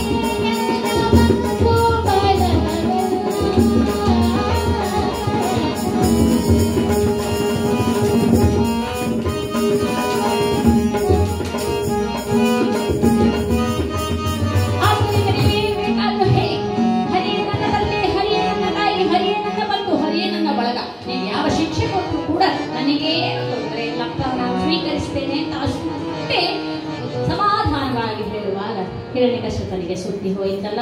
ಹೇಳ್ತಾ ಇದ್ದಾರಂತೆ, ಎಲ್ಲ ಈ ನಮ್ಮ ರಾಕ್ಷಸರೆಂಬಂತಹ ಗಂಧದ ಮರಗಳ ಎಡೆಯಲ್ಲಿ ಇನ್ನೊಬ್ಬ ಜಾಲಿಯ ಮರದ ಹಾಗೆ ಹೇಗಪ್ಪ ಹುಟ್ಟಿ ಬಂದೆ? ಯಾರಲ್ಲಿ? ನನ್ನ ಮಗ ನಾನು ಹೇಳಿದ ಹಾಗೆ ಕೇಳುವುದಿಲ್ಲ ಅಂತ ಆದ್ರೆ ಇವನನ್ನ ಕೊಚ್ಚಿರಿ ಚಚ್ಚಿರಿ ಚುಚ್ಚಿರಿ ಹೊಡೆಯಿರಿ, ಇಕ್ಕಿರಿ ಕೊಕ್ಕಿರಿ ಸುರಿಯಿರಿ, ಏನು ಬೇಕಾದ್ರೂ ಮಾಡಿ ಬೆಂಕಿಯಲ್ಲಾದ್ರೂ ಹಾಕಿ ಪಟ್ಟದಾನೆಯಿಂದಲಾದ್ರೂ ತುಳಿಸಿ, ಏನು ಬೇಕಾದ್ರೂ ಮಾಡಿ ನನ್ನ ಮಗನಲ್ಲ ಹೋಗಿ ಅಂತ ಕಳಿಸ್ತಾನಂತೆ. ನೋಡಿ, ಏಟಿಂಗ್ಲಾದ್ರೂ ಚುಚ್ಚಿ, ಬೆಂಕಿಗಾದ್ರೂ ಹಾಕಿ, ಎಣ್ಣೆಗಾದ್ರೂ ಹಾಕಿ, ಪರ್ವತದಿಂದಾದ್ರೂ ನುಗ್ಗಿ, ಪಟ್ಟದಾನೆಯಿಂದಾದ್ರೂ ತುಳಿಸಿ, ಎಲ್ಲ ಒಂದೊಂದಾಗಿ ಮಾಡ್ಲಿಕ್ಕೆ ಹೊರಟು. ಹಾವುಗಳೆಡೆಯಲ್ಲಿ ಹಾಕಿದಾಗ ನಾರಾಯಣ ನಾಮ ಸ್ಮರಣೆಯನ್ನ ಕೇಳಿದಂತಹ, ಸರ್ಪಶಯನನ ಸ್ಮರಣೆಯನ್ನ ಕೇಳಿದಂತಹ ಹಾವುಗಳೆಲ್ಲ ತಲೆ ಬಗ್ಗಿಸಿಕೊಂಡು ಹೋದ್ರೆ, ಪರ್ವತದಿಂದ ನುಗ್ಗಿದಾಗ ಭೂದೇವಿ ಬಂದು ತನ್ನ ಮಡಿಲಿನಲ್ಲಿ ಮಲಗಿಸಿಕೊಂಡಿದ್ದಾಳೆ. ಬೆಂಕಿಯಲ್ಲಿ ಹಾಕಿದ್ರೆ ಅದು ಕೂಡ ತಣ್ಣಗಿನ ಅನುಭವವನ್ನು ಕೊಟ್ಟಿದೆ. ಇನ್ನು ಪಟ್ಟದಾನೆಯಿಂದ ತುಳಿಸುವಾಗ ಕರಿರಾಜವರದನಾಗಿರುವಂತಹ ಸ್ವಾಮಿಯ ಸ್ಮರಣೆಯನ್ನ ಕೇಳಿದಂತಹ ಮದವೇರಿದ ಗಜವು ಕೂಡ ತಾನು ಎತ್ತಿದ ಕಾಲನ್ನ ಬಗ್ಗಿಸಿ, ತಲೆ ಬಗ್ಗಿಸಿ ನಮಸ್ಕಾರ ಮಾಡಿ ಅಲ್ಲೇ ಒಂದು ವಿಗ್ರಹದಲ್ಲಿದ್ದಂತಹ ಹಾರವನ್ನ ಪ್ರಹ್ಲಾದನ ಕುತ್ತಿಗೆಗೆ ಹಾಕಿತು ಅಂತ ಕಥೆ. ಹಾಗಾದ್ರೆ ಯಾರೇ ಆಗಲಿ ಹರಿನಾಮ ಸ್ಮರಣೆಗೆ ಸೋಲದವರು ಯಾರೂ ಇಲ್ಲ. ಎಂಥವನಾದರೂ ಕೂಡ ಅವನ ಮನವಾಗಬೇಕು. ಹಾಗಾದ್ರೆ ವಿಷಯ ಅದಲ್ಲ, ಹರಿ ನಾಮ ಸ್ಮರಣೆ ಅದು ಹೇಗಿರಬೇಕು ಅಂತ ಹೇಳುವಂಥದ್ದು ವಿಷಯ. ಇನ್ನು ದುಷ್ಟರ ಮನಸ್ಸನ್ನ ಬಾಗಿಸುವಂತಹ ಹರಿನಾಮ ಸ್ಮರಣೆ ಅದು ನಮ್ಮದಾಗಿರಬೇಕು, ಎದುರಿದ್ದವರು ಕರೆಯಬೇಕು ಅಂತ ಹೇಳುವಂತಹ ತತ್ವವನ್ನ ಹೇಳುತ್ತಾ ಇದೆ ಭಾಗವತ. ಹಾಗಿರುವಾಗ ಇತ್ತ ಕಡೆಯಲ್ಲಿ ಹೇಗೆ ಮಾಡಿದ್ರು ಕೂಡ ಇವ ಸಾಯೋದಿಲ್ಲ ಅಂತ ಆಯ್ತಲ್ಲ. ಒಂದು ಮತ್ತೆ ಹಿರಣ್ಯಕಶ್ಯಪನಿಗೆ ಹೇಳಿದ್ರು, ನೀವೇ ದಿಕ್ಕಿದ್ದು ಚುಚ್ಚಿದ್ದು ಎಲ್ಲದೂ ಆಯ್ತು, ಅವ ಸಾಯೋದಿಲ್ಲ, ಎಂತ ಮಾಡು? ತಾಯಿಯವರು ಕರೆದ್ರು, ಬಾ, ಒಂದು ಮಗನನ್ನ ಹೆತ್ತಿದೆಯೇ ಅಪ್ಪ ಹೇಳಿದಂಗೆ ನಾವು ಕೇಳೋದು. ಆದ್ದರಿಂದ ಅಂತ ಮಗ ಇದ್ರೆ ಬಿಟ್ರೆ ತಗೋ, ಈ ವಿಷಯ ನಿನ್ನ ಕೈಯಾರಿ ಕೊಡು. ಯಾಕಂತ ಹೇಳಿದ್ರೆ ಹಾಲು ಬೆಳೆಸಿದವನಿಲ್ಲಲ್ವಾ, ಹಾಲವನ್ನು ನೀನೇ ಕೊಡು. ನವಮಾಸ ತುತ್ತಿಕ್ಕಿ ಮುತ್ತಿಕ್ಕಿ ಬೆಳೆಸಿದಂತಹ ತಾಯಿಗೆ ಮಗನಿಗೆ ವಿಷ ಕೊಡು ಅಂತ ಹೇಳಿದ್ರೆ ಆ ಮನಸ್ಸು ಹೇಗಿರಬಹುದು ಹೇಳಿ? ಅಳ್ತಾಳಂತೆ, ಶಿವ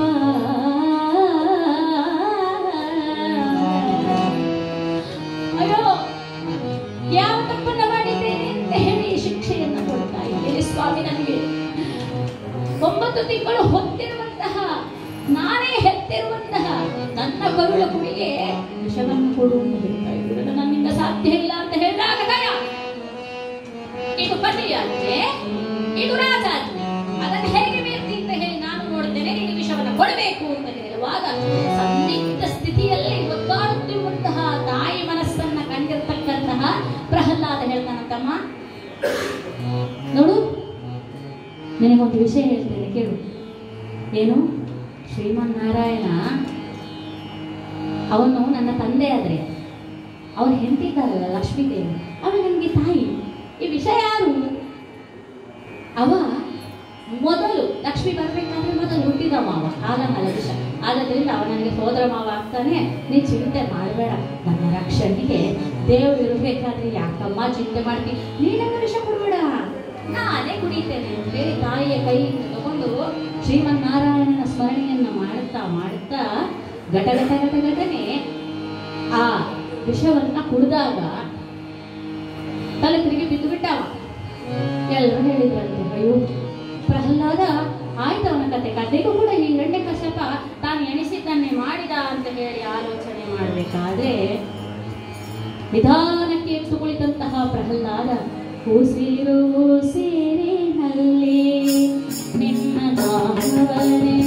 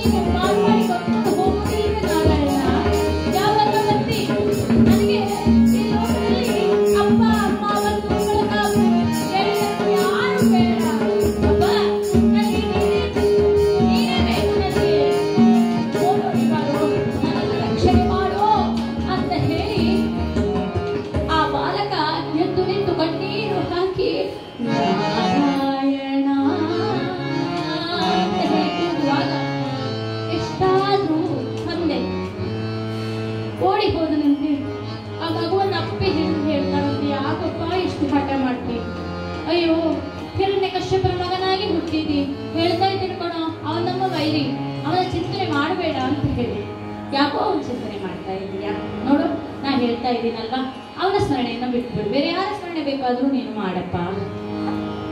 ಅಲ್ಲ, ನನಗೊಂದು ಆಶ್ಚರ್ಯ ಆಗ್ತಾ ಉಂಟು ಅಂತ.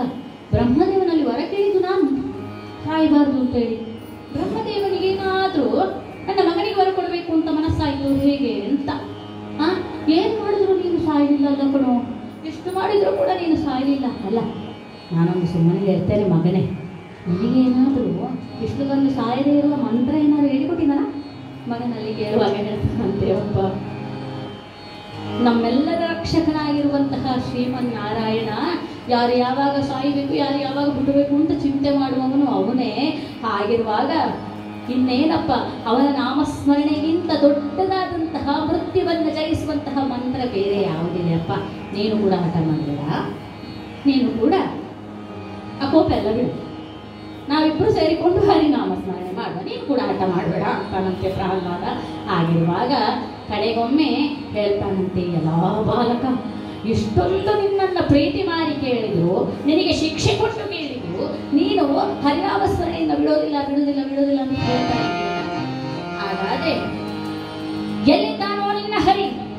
ನೋಡಿದೆಯೇನೋ ನೀನು ಅವನನ್ನ? ಎಲ್ಲಿದ್ದಾನೋ ಅವನು? ನೀನು ನೋಡ್ಬೇಕಾ ಅಪ್ಪ? ಅಣುರೇನು ತೃಣ ಕಾಷ್ಟ ಪರಿಪೂರ್ಣ ಗೋವಿಂದ ಅವನೆಲ್ಲ ಕಡೆ ಇದ್ದಾನಪ್ಪ. ಅಲ್ಲಿದ್ದಾನೆ, ಇಲ್ಲಿದ್ದಾನೆ, ನಿನ್ನೊಳಗಿದ್ದಾನೆ, ನನ್ನೊಳಗಿದ್ದಾನೆ, ಇಲ್ಲಿರುವಂತಹ ಕಂಬದೊಳಗಿದ್ದಾನೆ, ಬಿಂಬದೊಳಗಿದ್ದಾನೆ, ಡಿಂಬದೊಳಗಿದ್ದಾನೆ, ಚರಾಚರ ವಸ್ತುಗಳಲ್ಲೆಲ್ಲ ಇದ್ದಾನಪ್ಪ ನನ್ನ ಹರಿ ಅಂತ ಹೇಳಿದಾಗ, ಹೌದೇನೋ ಹೌದೇನೋ? ಹಾಗಾದ್ರೆ ನಾನೊಮ್ಮೆ ಆ ಹರಿಯನ್ನ ನೋಡಿ ಬಿಡಬೇಕಲ್ಲ. ಹಾಗಾದ್ರೆ ನೋಡ್ತೀಯನಪ್ಪ? ನೋಡುವಂತಾನಂತೆ. ಹಾಗಾದ್ರೆ ಇದ್ದಾನಲ್ಲ ನಿನ್ನ ಹರಿ? ಇದ್ದಾನಪ್ಪ, ಖಂಡಿತ ಇದ್ದಾನಲ್ಲ ನಿನ್ನ ಹರಿ? ಇದ್ದಾನಪ್ಪ. ಹಾಗಾದ್ರೆ ಅವನನ್ನ ನಾನು ನೋಡಿ ಬಿಡ್ತೇನೋ. ಈ ಕಂಬದಲ್ಲಿದ್ದಾನೇನೋ ನಿನ್ನ ಹರಿ? ಇದ್ದಾನಪ್ಪ. ಆ ಕಂಬದಲ್ಲಿದ್ದಾನೇನೋ ನಿನ್ನ ಹರಿ? ಇದ್ದಾನಪ್ಪ. ಈ ಕಂಬದಲ್ಲಿದ್ದಾನೇನೋ ನಿನ್ನ ಹರಿ? ಇದ್ದಾನಪ್ಪ ಅಂತ ಹೇಳುವಾಗ ಕೋಪದಿಂದ ಆ ಖಳ ತನ್ನ ಕೈಯಲ್ಲಿರುವಂತಹ ಖಡ್ಗವನ್ನು ಬಿಡಿದು ಫಳಫಳ ಎನ್ನುತ್ತಾ ಆರ್ಭಟಿಸುತ್ತಾ ಕೊಂಬಗಳುಡಿದು ಮೋಹವ ಸೆಳೆದು ಚಿರಿ ಚಿರಿ ಚಿರಿಗಡೆ ಕಣ್ಣಿನಲ್ಲಿ ಕೆಂಗಿಳಿಯುವುಳೆ. ಎಲ್ಲರೂ ನೋಡುತ್ತಿರುವಂತೆ ತನ್ನ ಕೈಗಳಿಂದ ಆ ಕಂಬವನ್ನ ಹೋಗಿ ಜೋರಾಗಿ ಆ ಕಂಬಕ್ಕೆ ಒಂದು ಆಘಾತವನ್ನ ಮಾಡಿದಾಗ ಏನಾಶ್ಚರ್ಯ! ಎಲ್ಲರೂ ನೋಡುತ್ತಿರುವಂತೆ ಗುಡುಗುಡಿಸಿ ಹೊರಸಿದರ ಗುಡುಗುಡಿಸಿ ಹೊರಸಿದರ ನರಹರಿ ಭುವನ ಬ್ರಹ್ಮಾಂಡ ಗಡಗಡ ನಡುಗಿಸಿ ಗುಡುಗುಡಿಸಿ ಹೊರಸಿದರ.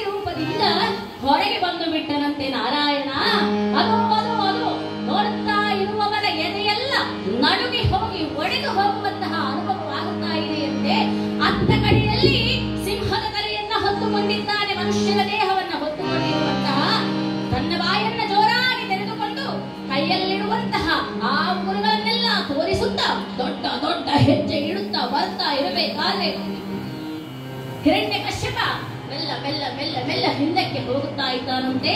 ಮುಂದೊಮ್ಮೆ ಜೋರಾಗಿ ಓಡಿ ಬಂದಿರತಕ್ಕಂತಹ ನರಸಿಂಹ ರೂಪಧಾರಿಯಾಗಿರತಕ್ಕಂತಹ ನಾರಾಯಣ ಓಡಿ ಬಂದು ಆ ಓಡುತ್ತಿರುವಂತಹ ಹಿರಣ್ಯಕಶ್ಯಪನನ್ನ ಹಿಡಿದು ಅವ ವರವನ್ನ ಕೇಳಿದ್ದಾನಲ್ವಾ, ಆ ವರಕ್ಕೆ ಪ್ರತಿಯಾಗಿ ತಾನೇನು ಮಾಡ್ತಾ ಇದ್ದಾನಂತೆ, ಹಿರಣ್ಯಕಶ್ಯಪನನ್ನ ಹಿಡಿದುಕೊಂಡು ವರಕ್ಕೆ ಸರಿಯಾಗಿ ಇದೀಗ ತುರುಳದೈ ಪಿಡಿದು ಸೆಳೆದು ಔಕಿದ ನರಸಿಂಹ ಪಡೆದ ವರದಲ್ಲಿ ದುರ್ಬಲಗೊಳಿಸಿಹ ಹುಡುಗಿ ಕರೆಸಿ ಬಡಬಡ ಬಡಿಸಿದ ಒಳಗೆ ಹೊರಗಲ್ಲದ ಮಧ್ಯದ ಹೊಸೆಯಲ್ಲಿ ಕುಳಿತು ಆಯುಧ ತೊಡದೆ ತೀವ್ರ ನಖದಲ್ಲಿ ಕರುಳನ್ನೇ ಖರ್ಚಿಸುತ್ತ ಹಗಲಿರುಳಲ್ಲದ ಸಹಜಾತ ಉಷ್ಣವಂತನಕ್ಕೆ ಆಲಿಸುತ್ತ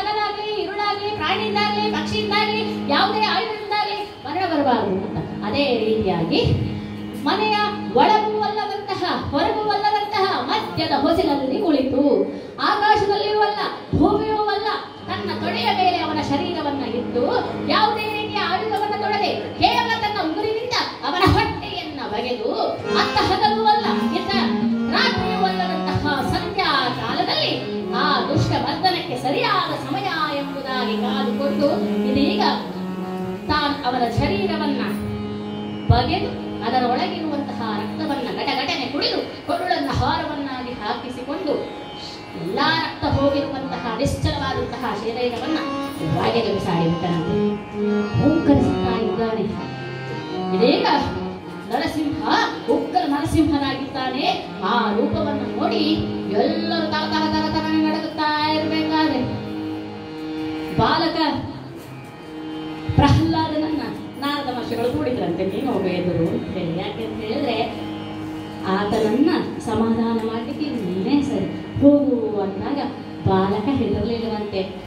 ಉಗ್ರವೀರೋ ಮಹಾವಿಷ್ಣು ಜ್ವಲಂತ ಸರ್ವತೋ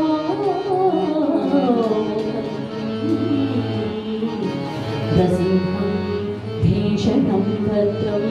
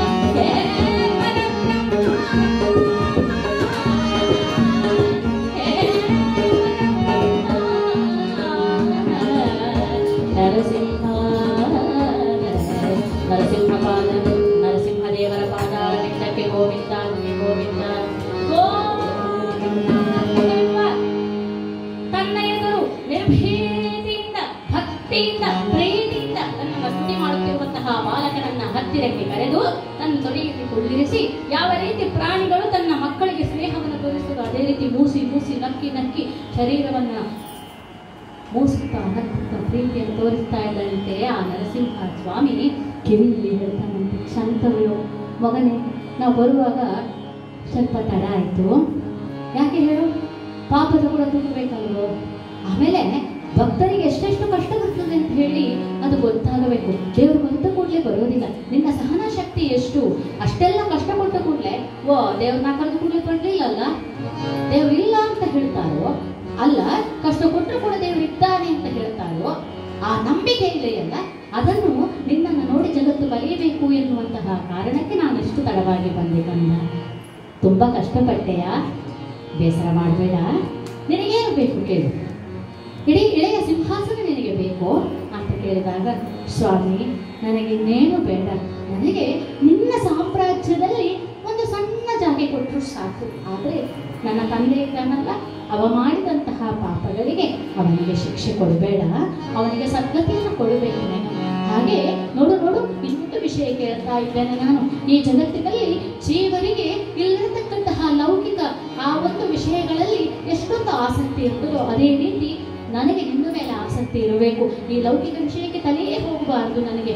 ಆದ್ದರಿಂದ ಅಂತಹ ಪರಮ ಪದವಿಯನ್ನು ನನಗೆ ಕೊಡು, ನಿನ್ನ ನಾಮ ಸ್ಮರಣೆಯನ್ನು ನನಗೆ ಕೊಡು, ನಿನ್ನನ್ನು ಬಿಟ್ಟು ಅನವರತೆ ಏನು ನಾನು ಚಿಂತನೆ ಮಾಡದಿರೋ ಹಾಗೆ ಮಾಡು ಅಂತ ಕೇಳಿಕೊಂಡಿದ್ದಾನಂತೆ. ಆ ಪ್ರಕಾರ ಆ ವರವನ್ನು ಕೊಟ್ಟಿದ್ದಾನೆ. ಹಿರಣ್ಯಕಶ್ಯಪ ಮತ್ತೆ ತೆರಳಿದ್ದಾನೆ. ಈ ಸಮಯದಲ್ಲಿ ಹೇಳ್ತಾ ಇದ್ದಾನಂತೆ ನರಸಿಂಹ, ಯಾರು ನನ್ನ ಭಕ್ತ ಪ್ರಹ್ಲಾದನ ಹಾಗೆ ನಿತ್ಯ ನಿರಂತರವಾಗಿ ನೀನಿಲ್ಲದೆ ನನಗೆ ಗತಿ ಇಲ್ಲ, ನೀನೇ ಸಕಲವು, ನೀನೇ ಎಲ್ಲ ಎಂಬುದಾಗಿ ಮಾಡುವಂತಹ ಸಕಲ ಕಾರ್ಯವಕ್ಕೂ ಕೂಡ ನನ್ನ ಸ್ಮರಣೆಯನ್ನ ಮಾಡಿಕೊಂಡು ನನ್ನನ್ನೇ ತಂದೆ ತಾಯಿ ಬಂಧು ಬಳಗ ಅನ್ಯತ್ರ ಯಾರು ಕೂಡ ಪ್ರಪಂಚದಲ್ಲಿ ಇಲ್ಲ ಅಂತ ಹೇಳಿ ಬದುಕುತ್ತಾರೋ ಅಂಥವರಿಗೆ ಪ್ರಹ್ಲಾದನಿಗೆ ಒಲಿದ ಹಾಗೆ ನಾನು ಓಡೋಡಿ ಬಂದು ನಿಮ್ಮನ್ನು ಸಂರಕ್ಷಣೆ ಮಾಡ್ತೇನೆ. ಆದ್ದರಿಂದ ಪ್ರಹ್ಲಾದ ನಿಮ್ಮ ಮಾರ್ಗದರ್ಶಕ. ಇವತ್ತು ನಾವು ಪ್ರಹ್ಲಾದನನ್ನು ನೋಡಿ ಕಲಿಯಬೇಕು ಅಂತ ಹೇಳ್ತಾ ಇದ್ದಾರೆ. ನೋಡಿ, ಅದೇ ರೀತಿ ಪ್ರಹ್ಲಾದ ರಾಜರು ಇವತ್ತು ರಾಘವೇಂದ್ರ ಸ್ವಾಮಿಗಳಾಗಿ ಮಂತ್ರಾಲಯದಲ್ಲಿ ಇಂದಿಗೂ ಸಜೀವರಾಗಿ ಅವರು ಹರಿಸ್ಮರಣೆಯನ್ನ ಮಾಡ್ತಾ ಇದ್ದಾರೆ. ನಮಗೂ ಕೂಡ ಸ್ಮರಣೆಯನ್ನ ಮಾಡುವಂತಹ ಒಂದು ಪ್ರೇರೇಪಣೆಯನ್ನು ಕೊಡ್ತಾ ಇದ್ದಾರೆ, ಗುರು ಸದೃಶರಾಗಿದ್ದಾರೆ ಅಂತ ಹೇಳುತ್ತಾ ಈ ಕಥಾಭಾಗವನ್ನ ನಾವು ಇಲ್ಲಿಗೆ ಮಂಗಳ ಹಾಡೋಣ. 8 ಗಂಟೆ 4 ನಿಮಿಷ. ಆದ್ದರಿಂದ ಮಂಗಳ ಹಾಡಲಿಕ್ಕೆ ಬಹಳ ಒಂದು ಸಂತೋಷ ಆಗ್ತಾ ಉಂಟು. ಯಾಕೆ ಅಂತ ಹೇಳಿದ್ರೆ, ಲಕ್ಷ್ಮೀನಾರಾಯಣ ಭಟ್ರು ಅವರ ಒಂದು ಸಂಸ್ಮರಣಾರ್ಥ ಇವತ್ತು ಕಾರ್ಯಕ್ರಮವನ್ನು ಮಾಡ್ತಾ ಇದ್ದೇವೆ ಅಂತ ಹೇಳಿದ್ರೆ, ಒಂದು ವಿಷಯವನ್ನ ತಡ ಆದರೂ ತೊಂದರೆ ಇಲ್ಲ ಹಂಚ್ಕೊಳ್ಬೇಕು ಅಂತ ಅಂದುಕೊಂಡಿದ್ದೇನೆ. ಏನು ಅಂತ ಹೇಳಿದ್ರೆ, ನಾನು 6ನೇ ತರಗತಿಯಲ್ಲಿ ಹರಿಕಥೆಯನ್ನು ಪ್ರಾರಂಭ ಮಾಡುವಾಗ ನನ್ನ ತಂದೆಯವರು ನಮ್ಮ ಮಂಗಳೂರು ಯೂನಿವರ್ಸಿಟಿಯಲ್ಲಿ ಆಗುತ್ತಿರುವಂತಹ ಅಚ್ಯುತದಾಸರಿಂದ ನಡೆಯುತ್ತಿರುವಂತಹ ಹರಿಕಥಾ ಪ್ರಶಿಕ್ಷಣ ಶಿಬಿರಗಳನ್ನು ಏರ್ಪಡಿಸ್ತಾ ಇದ್ರು. ಒಂದು 2-3 ಸಲ ಅಂತಹ ಪ್ರಶಿಕ್ಷಣ ಶಿಬಿರಗಳಲ್ಲಿ ನನ್ನ ಅಪ್ಪ ನನ್ನನ್ನು ತಗೊಂಡು ಹೋಗಿ ಬಿಟ್ಟರೆ, ಒಂದು ವಾರಕ್ಕೆ ಅಚ್ಯುತದಾಸರ ಜೊತೆಯಲ್ಲಿ ನಾನು ಅಲ್ಲಿ ಇರಬೇಕಾಗಿತ್ತು. ಆ ಸಮಯದಲ್ಲಿ ಮಗಳಿಗಿಂತ ಹೆಚ್ಚಾಗಿ ನನ್ನನ್ನು ನೋಡಿದವರು ಲಕ್ಷ್ಮೀನಾರಾಯಣ ಭಟ್ರು. ಯಾಕೆ ಅಂತ ಹೇಳಿದ್ರೆ, ನನ್ನ ಊಟ ತಿಂಡಿ ನಿದ್ರೆ ಎಲ್ಲ ಕೂಡ ಎಷ್ಟೋ ದಿವಸ ಹೇಳುತ್ತುಂಟು, ರಾತ್ರಿ ಸಮಯದಲ್ಲಿ ಮಗು ಹೆದರಿಕೊಳ್ಳುತ್ತದೆ ಅಂತ ಹೇಳಿ ಲಕ್ಷ್ಮೀನಾರಾಯಣ ಭಟ್ರು, ಲೋಕೇಶ್ ದಾಸರು ಇವರೆಲ್ಲರೂ ಕೂತ್ಕೊಂಡು ನನ್ನನ್ನು ಕಾಯ್ತಿದ್ರಂತೆ. ಅಲ್ಲಿ ಇವಳು ಎಲ್ಲಿ ಬೆಚ್ಚಿ ಬೀಳ್ತಾಳೇನೋ, ಚಿಕ್ಕ ಹುಡುಗಿ ಅಂತ ಹೇಳಿಕೊಂಡು. ಬಹುಶಃ ಅದಾದ ಮೇಲೆ ಮತ್ತೆಷ್ಟೋ ಸಲ ನಾನು ಅವರನ್ನು ಕಂಡಿದ್ದೇನೆ. ಅವರ ಈ PVS ಅಲ್ಲಿರುವಂತಹ ದೇವಸ್ಥಾನಕ್ಕೆ ಹೋಗಿ ಮಧುಸೂದನ ಕುಶೆಯವರಿಂದ ನಡೆಯುತ್ತಿರುವಂತಹ ಆ ಕಾರ್ಯಕ್ರಮಗಳಲ್ಲಿ ಭಾಗವಹಿಸಿದಾಗಲೂ ಕೂಡ ಅಷ್ಟೇ ಪ್ರೀತಿಯಿಂದ, ಅಷ್ಟೇ ಆಸ್ಥೆಯಿಂದ ಬಹುಶಃ ಬದುಕಿನ ಕೊನೆಯವರೆಗೂ ಕೂಡ ನನ್ನನ್ನು ನೆನಪಿಸಿಕೊಂಡವರು. ನಾನು ಅವರ ಕಾಂಟ್ಯಾಕ್ಟಲ್ಲಿ ಇದ್ದೆ. ಹಾಗಾಗಿ ಅಂಥವರ ಇವತ್ತು ಅವರೊಂದು ಆಶೀರ್ವಾದ, ಅವರ ಜೊತೆ ನಾನು ಬದುಕಿದ್ದೇನೆ ಒಂದಷ್ಟು ದಿವಸಗಳ ಕಾಲ ಮನೆಯನ್ನು ಬಿಟ್ಟು ಅಂತ ಹೇಳಿದರೆ ಅದು ನನ್ನ ಸೌಭಾಗ್ಯ ಅಂತ ಹೇಳುತ್ತಾ, ಇವತ್ತು ಅವರ ಒಂದು ಆಶೀರ್ವಾದ ನಮಗೆ, ನಮ್ಮ ಪರಿಷತ್ತಿಗೆ, ಎಲ್ಲರಿಗೆ ಲಭ್ಯ ಆಗಲಿ. ಯಾಕೆಂತ ಹೇಳಿದ್ರೆ, ಮಹಾನ್ ಕಲಾವಿದರು ಅವರು. ಭಗವಂತನನ್ನ ತನ್ನ ಮನಸ್ಸಿನಲ್ಲಿ ಇದೇ ರೀತಿ ಸ್ಮರಣೆ ಮಾಡುತ್ತಾ ಆ ಜೀವನವನ್ನೇ ಭಗವಂತನಿಗೆ ಮುಡಿಪಾಗಿಟ್ಟವರು ಅವರು ಲಕ್ಷ್ಮೀನಾರಾಯಣ ಭಟ್ರು. ಆದ್ದರಿಂದ ಅವರ ಆಶೀರ್ವಾದ ನಮ್ಮ ಮೇಲೆ ಇರಲಿ. ಇವತ್ತು ಇನ್ನೊಂದು ಸಂತೋಷದ ವಿಷಯ ಹೇಳಿದ್ರೆ, ನನ್ನ ಮಗ ತುಂಬ ಹರಿಕತೆಗೆ ಅವ ಬಂದಿದ್ದಾನೆ. ಇಷ್ಟರವರೆಗೆ ಹರಿಕಥಾ ಪರಿಷತ್ತಿನ ವೇದಿಕೆಯಲ್ಲಿ ನಾನು ಕೂತ್ಕೊಳ್ಳಿಸಲಿಲ್ಲ ಅವನನ್ನು. ಬೇಡ, ಸ್ವಲ್ಪ ಸರಿಗಾಲಿ ಮತ್ತೆ ಕೂತ್ಕೊಳ್ಳುವ ಅಂತ ಹೇಳ್ಕೊಂಡು ಅವರಿಗೆ ಎಷ್ಟೋ ಕಾರ್ಯಕ್ರಮಕ್ಕೆ ಅವನನ್ನು ಕರ್ಕೊಂಡು ಹೋಗಿದ್ದೇನೆ. ಬಹುಶಃ ನನ್ನ ಜೊತೆ ಮಂಗಲ್ ಮಾಮ ಅವರೆಲ್ಲ ಬರ್ತಾ ಇದ್ದಾರೆ, ಅವರಲ್ಲಿ ಕೂತಿದ್ದಾರೆ ಹಿರಿಯರು. ಅವರ ಸ್ಥಾನವನ್ನು ಕಿತ್ತುಕೊಂಡಿದ್ದಾನೆ ಇವತ್ತು. ಯಾಕೆ ನಾನು ಬೇರೆ ಕಲಾವಿದರನ್ನು ಕರೀತಾ ಇರಲ್ಲ ಅಂದರೆ, ಮಗ ಇದ್ದಾನಲ್ಲ ಸದ್ಯಕ್ಕೆ, ಅವನು ಸ್ವಲ್ಪ ಕಲೀಲಿ ಅಂತ ಹೇಳುವಂತಹ ಉದ್ದೇಶ. ಹರಿ ತಬಲಾ ಆರ್ಟಿಸ್ಟಿಗೆ ಸ್ವಲ್ಪ ಕಡಿಮೆ ಆಗಿದೆ ಕಾರ್ಯಕ್ರಮ ನನ್ನೊಟ್ಟಿಗೆ ಬರೋದು ಅಂತ ಹೇಳಿ. ಹಾಗಾಗಿ ಇವತ್ತು ಅವರು ಕೂಡ ತಬಲ ನುಡಿಸ್ತಾ ಇದ್ರು. ಅವರ ಕಾರ್ಯಕ್ರಮದಲ್ಲಿಯೇ ಇದೆಂತ ಸುಯೋಗ ಅಂತ ಹೇಳಿ ನಾನು ಅನ್ಕೊಂಡಿದ್ದೆ. ಮೊನ್ನೆ ಬೆಂಗಳೂರಿಗೆ ಹೋದ್ರೆ ನಮ್ಗೆ ಬರೋಕ್ಕೆ ಆಗೋದಿಲ್ಲ, ಈ ಕಾರ್ಯಕ್ರಮದಲ್ಲಿ ಭಾಗವಹಿಸಕ್ಕೆ ಆಗದೇ ಇಲ್ಲ ಅಂತ ಅಂದ್ಕೊಂಡಿದ್ದೆ. ಆದರೆ ಅವನು ಕೂಡ ಬಂದ. ನಾಳೆ ಒಂದು ದಿನ ಇದ್ದಾನವ, ಇನ್ನು ನೆಕ್ಸ್ಟ್ ಅವ್ನು ಬೆಂಗಳೂರಿಗೆ ಹೋಗ್ತಾನೆ. ಇನ್ನು ಮುಂದಿನ ಹರಿಕಥೆಗಳಲ್ಲಿ ಬಹಳ ಕಷ್ಟ ಸಾಧ್ಯ ಅವನು ನನಗೆ ಸಿಗುದಿಲ್ಲ ಅಂತ ಹೇಳಿ ಅಲ್ಲ, ಅವನಿಗೂ ರಜೆ ಬೇಕು, ನನಗೂ ಕಾರ್ಯಕ್ರಮ, ರಜೆ ಇರುವಾಗ ಸೆಟ್ ಆಗಬೇಕು, ಹೀಗೆಲ್ಲ ಇರ್ತದೆ. ಅದು ಒಂದು ಅವನಿಗೂ ಸಿಕ್ಕಿದ ಆಶೀರ್ವಾದ, ಅದು ನನಗೂ ಸಿಕ್ಕಿತು, ನನ್ನ ಮಗನಿಗೂ ಸಿಕ್ಕಿತು. ಅವರ ಒಂದು ಸಂಸ್ಮರಣ ವೇದಿಕೆಯಲ್ಲಿ ಒಂದು ಮಾಡಲಿಕ್ಕೆ ಅವಕಾಶ ಕೊಟ್ಟಿರುವಂತಹ ಹರಿಕಥಾ ಪರಿಷತ್ತಿನ ಅಧ್ಯಕ್ಷರಿಗೆ ಮತ್ತು ಎಲ್ಲ ಪದಾಧಿಕಾರಿಗಳಿಗೆ ನಾನು ತುಂಬ ಹೃದಯದ ಧನ್ಯವಾದಗಳನ್ನು ಅರ್ಪಿಸ್ತಾ ಇದ್ದೇನೆ. ಅದೇ ರೀತಿ ನಮಗೆ ಈ ಕಾರ್ಯಕ್ರಮವನ್ನು ಇಲ್ಲಿ ಸುಂದರವಾಗಿ ನಡೆಸಿಕೊಳ್ಳಲು ಸಹಕಾರ ನೀಡಿದಂತಹ ರಾಧಾಕೃಷ್ಣ ಮಂದಿರದ ಎಲ್ಲ ಯಾರು ಅಧ್ಯಕ್ಷರಿದ್ದೀರೋ, ಪದಾಧಿಕಾರಿಗಳಿದ್ದೀರೋ, ನಿಮಗೆಲ್ಲರಿಗೆ ಸಹ ಹೃದಯಪೂರ್ವಕ ಧನ್ಯವಾದಗಳನ್ನು ಅರ್ಪಿಸ್ತಾ ಇದ್ದೇನೆ. ಹಾಗೆ ಹಾರ್ಮೋನಿಯಂನಲ್ಲಿ ಸಹಕರಿಸಿರುವಂತಹ ರಮೇಶನ್ ಅವರಿಗೆ ಕೂಡ ಧನ್ಯವಾದಗಳು. ಹಾಗೆ ಋಷಿಕೇಶನಿಗೂ ಕೂಡ ಧನ್ಯವಾದಗಳನ್ನು ತಿಳಿಸಿ, ಉತ್ತಮ ಧ್ವನಿವರ್ಧಕದ ವ್ಯವಸ್ಥೆಯನ್ನು ಮಾಡಿದ ರವಿ ಅಣ್ಣನಿಗೆ ಕೂಡ ಧನ್ಯವಾದವನ್ನು ತಿಳಿಸಿ, ಬಹುಶಃ ಇದನ್ನ ಇಲ್ಲಿ ಕುಳಿತಿರುವಂಥದ್ದು 100 ಕಣ್ಣಾದರೆ 1000 ಕಣ್ಣು ನೋಡಬೇಕು ಅಂತ ಹೇಳಿ ಅದನ್ನ ರೆಕಾರ್ಡ್ ಮಾಡ್ತಾ ಇರುವಂತಹ ಮಧುವಣ್ಣ, ನಿಮಗೂ ಕೂಡ ಅನಂತ ವಂದನೆಗಳು. ಯಾಕಂತ ಹೇಳಿದ್ರೆ ನಮ್ಮೆಲ್ಲರ ಜೀವನದ ಸವಿನೆನಪನ್ನ ಅವರು ಹಿಡಿದಿಟ್ಟುಕೊಂಡು ನಮಗೆ ವಾಪಸ್ ಕಳಿಸ್ತಾರೆ. ಆಮೇಲೆ ಅದನ್ನು ಮತ್ತೆ ಒಂದು 10 ವರ್ಷ ಬಿಟ್ಟು ನೋಡಿದಾಗ ಮನಸ್ಸಿಗೆ ಅಷ್ಟೇ ಆನಂದ, ಇಲ್ಲಿ ನಿಂತು ಮಾಡಿದಷ್ಟೇ ಆನಂದ ತಲೆಗೆ ಸಿಗ್ತದೆ. ಅವರು ಕೂಡ ಅನಂತ ವಂದನೆಗಳ ಜೊತೆಗೆ ಕಾರ್ಯಕ್ರಮದ ಆರಂಭದಿಂದ ಕೊನೆಯ ತನಕ ಇದ್ದು ಈ ಕಾರ್ಯಕ್ರಮವನ್ನು ಕೇಳಿ ನರಸಿಂಹನ ಹಾಗೂ ರಾಧಾಕೃಷ್ಣನ ಒಂದು ಪ್ರೀತಿಗೆ ಪಾತ್ರರಾದಂತಹ ಎಲ್ಲ ಸದ್ಭಕ್ತ ಬಾಂಧವರಿಗೆ ಅನಂತ ವಂದನೆಗಳನ್ನು ಸಲ್ಲಿಸುತ್ತಾ ಮಂಗಳಕ್ಕೆ ಅನುಮತಿ ಕೇಳ್ತೇನೆ. ಆದರಣೀಯ ಭಗವದ್ಭಕ್ತ ಬಂಧುಗಳೇ, 7 ದಿವಸ ಆಯಿತು, ನಾಳೆಗೆ ಏನು ಅಂತ ಪ್ರಶ್ನೆ ಬರ್ತದೆ. ಇದು ನಮ್ಮೆಲ್ಲರನ್ನೂ ಕಾಡುವಂತಹ ಪ್ರಶ್ನೆ. ಹರಿಕಥಾ ಶ್ರವಣ 7 ದಿವಸ ಆಯಿತು, ನಾಳೆ ಶ್ರವಣ ಮಾಡುವಂತಹ ಭಾಗ್ಯ ಇಲ್ಲಲ್ಲ, ನಾವು ಮರೀತಾ ಇದ್ದೇವೆ. ಈ ಒಂದು ಸ್ವಾಮಿಯ ಪುಣ್ಯ ಸನ್ನಿಧಾನದಲ್ಲಿ ಆದರಣೀಯ ವೇದಮೂರ್ತಿ ಲಕ್ಷ್ಮೀನಾರಾಯಣ ಭಟ್ ಅವರ ಸಂಸ್ಮರಣಾರ್ಥವಾಗಿ ನಾವು ಹರಿಕಥಾ ಪರಿಷತ್ತು ಮತ್ತು ಎಲ್ಲ ನಮ್ಮ ಸಹೋದ್ಯೋಗಿಗಳು ಈ ಒಂದು ಕಾರ್ಯಕ್ರಮವನ್ನು ನಾವು ಹಮ್ಮಿಕೊಂಡಿದ್ದೇವೆ. ಯಾಕಂದರೆ ಪರಿಷತ್ತಿಗೂ ಎಲ್ಲ ಹರಿದಾಸರಿಗೂ ಹಿಮ್ಮೇಳದವರಿಗೂ ಲಕ್ಷ್ಮೀನಾರಾಯಣ ಭಟ್ರಿಗೂ ಒಂದು ಅವಿನಾಭಾವವಾದಂಥ ಸಂಬಂಧ, ಬೇರ್ಪಡಿಸಲಾಗದೇ ಇದ್ದಂತಹ ಸಂಬಂಧ. ಹಾಗಾಗಿ ಎಲ್ಲಿವರೆಗೆ ನಾವು ಹರಿಕಥಾ ರಂಗದಲ್ಲಿ ದುಡಿತಾ ಇದ್ದೇವೋ, ನಾವು ಶ್ರವಣ ಮಾಡ್ತಾ ಇದ್ದೇವೋ, ಅಲ್ಲಿವರೆಗೆ ವೇದಮೂರ್ತಿ ನೇರು ಕಲಾವಿದರಾದಂತಹ ಲಕ್ಷ್ಮೀನಾರಾಯಣ ಭಟ್ಟರನ್ನು ಮರೀಲಿಕ್ಕೆ ಸಾಧ್ಯವೇ ಇಲ್ಲ. ನಮ್ಮ ಚಿತ್ತಭಿತ್ತಿಯಲ್ಲಿ ಸದಾ ಕಾಲವು ಅಚ್ಚಳಿಯದೇ ಉಳಿದಂತಹ ಒಂದು ದೊಡ್ಡ ಫಿಗರ್. ಹಿರಿಯ ಹರಿದಾಸರಿಗೆ ಸಾಥಿಯಾಗಿ ಕಿರಿಯರನ್ನು ಕಡೆಗಣಿಸದೆ ಕಿರಿಯ ಹರಿದಾಸರಿಗೂ ಕೂಡ ಸಾಥಿ ಮಾಡಿದಂಥ, ಅಂದರೆ ಸಾಥಿಯಲ್ಲಿ ಇದ್ದಂತಹ ದೊಡ್ಡ ಹೃದಯವಂತ ಕಲಾವಿದರು. ನಮ್ಮ ಗುಲ್ವಾಡಿಯವರು ಹಿರಿಯರೆಲ್ಲ ಇದ್ದಾರೆ. ಈ ಒಂದು ಸಂದರ್ಭದಲ್ಲಿ ಈಗಾಗಲೇ ಸಮಾರೋಪ ಸಭೆಯಾಗಿದೆ. ಈ 7 ದಿವಸ ಈ ದಿವ್ಯ ಸನ್ನಿಧಾನದಲ್ಲಿ, ರಾಧಾಕೃಷ್ಣ ದೇವರ ಸನ್ನಿಧಾನದಲ್ಲಿ, ಮಂಗಳೂರಿನ ಹೃದಯ ಭಾಗದಲ್ಲಿ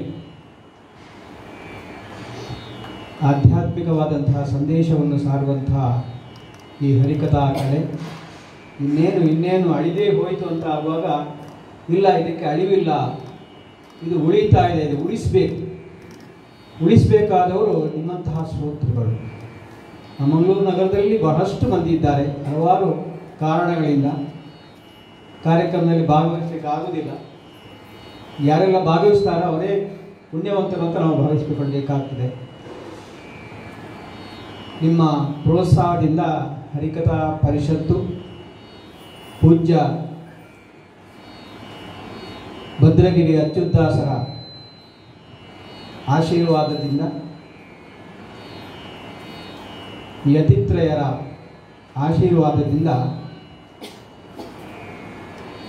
2010ನೇ ಇಸ್ವಿ ಜನವರಿ 24ರಂದು ರೂಪದಲ್ಲಿದೆ ಮಂಗಳೂರು ಪೂರ್ವಭಾಗದಲ್ಲಿ. ನಂತರ ಸತತವಾದಂತಹ ಕಾರ್ಯಕ್ರಮಗಳನ್ನು ಪ್ರವಾಹಕ್ಕೆ ಎದುರಾಗಿ ಈಜುವಂತಹ ಒಂದು ಸಾಹಸ ಅಂದರೆ ಸಾಮರ್ಥ್ಯವನ್ನು ಮೆರೆಸ್ತಾ ಎಲ್ಲರ ಸಂಘಟನಾತ್ಮಕವಾದಂತಹ ಬುದ್ಧಿಯಿಂದ ನಾವು ಈ ಕಾರ್ಯಕ್ರಮವನ್ನು ನಡೆಸಿಕೊಂಡು ಬರ್ತಾ ಇದ್ದೇವೆ. ನಾವು ನೀಡುವಂತಹ ನೈತಿಕ ಶಿಕ್ಷಣ ಹರಿದಾಸರ ಮೂಲಕವಾಗಿ ಶ್ರೋತೃಗಳು ಎಲ್ಲ ಬರ್ತಾ ಇದೆ. ಇವತ್ತಿನ ಕಥಾಭಾಗ ಭಕ್ತ ಪ್ರಹ್ಲಾದ. ಆ ಶಿಶು ಬೆಳೆದು ದೊಡ್ಡವರಾದಾಗ ಅದಕ್ಕೆ ಮತ್ತೆ ಜ್ಞಾನ ತೃಷೆ ಹೆಚ್ಚುತ್ತದೆ, ಬಾಯಾರಿಕೆ ಹೆಚ್ಚುತ್ತದೆ. ಹಾಗೆ ಹರಿಕಥೆಯು ಕೂಡ ಅದೇ ಕೆಲಸವನ್ನು ಮಾಡ್ತಾ ಉಂಟು. ಜ್ಞಾನ ತೃಷೆಯನ್ನು ಹೆಚ್ಚಿಸುವಂತಹ ಕೆಲಸ. ನಮಗೆ ಹಸಿವು ಬಾಯಾರಿಕೆ ಎರಡೂ ಬೇಕು, ಇನ್ನಷ್ಟು ಕಲಿಬೇಕು, ಇನ್ನಷ್ಟು ಆಗಬೇಕು, ಮುಂದುವರಿಬೇಕು ಎಂಬಂತಹ ತೃಷೆ ನಮ್ಮನ್ನು ಸದಾ ಕಾಡ್ತಾ ಇರಬೇಕು. ಹರಿಕಥೆಯನ್ನು ಕೇಳುವಂತಹ ತೃಷೆಯು ನಿಮಗೆಲ್ಲ ಬರಬೇಕು. ಆವಾಗಲೇ ಹರಿಕಥೆ ಉಳಿತದೆ. ಬೇರೆ ಬೇರೆ ರೀತಿಯಲ್ಲಿ ಇವತ್ತು ಅದನ್ನೇ ಜೋಶಿಯವರು ತುಂಬ ಮಾತುಗಳನ್ನು ಹೇಳಿದರು. ಯಾವುದನ್ನು ನಾವು ಮರೆಯುವ ಹಾಗಿಲ್ಲ. ಆದರೆ ಪ್ರಾಕ್ಟಿಕಲ್ ಆಗಿ ಅದನ್ನು ಎಷ್ಟು ಮಾಡಲಿಕ್ಕೆ ಆಗುತ್ತದೆ ಅಂತ ಹೇಳಲಿಕ್ಕೂ ಸಾಧ್ಯ ಇಲ್ಲ. ಆದರೆ ಅದನ್ನು ಆದಷ್ಟು ಅನುಷ್ಠಾನ ಮಾಡುವಂತಹ ಎಲ್ಲ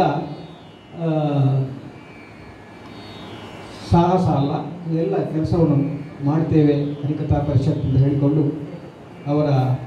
ಇವತ್ತು ಅವರು ಹೇಳಿದಂತಹ ಕೆಲವಾರು ವಿಷಯಗಳು ಹರಿಕಥೆಯ ಕಲೆಯ ಬಗ್ಗೆ, ಅಭಿವೃದ್ಧಿಯ ಬಗ್ಗೆ, ಬೆಳವಣಿಗೆ ಬಗ್ಗೆ, ಹರಿಕಥೆ ಹೇಗಿರಬೇಕು ಎಂಬುದರ ಬಗ್ಗೆ ಅವರು ತುಂಬ ವಿಸ್ತಾರವಾಗಿ ತಿಳಿಸಿದ್ದಾರೆ.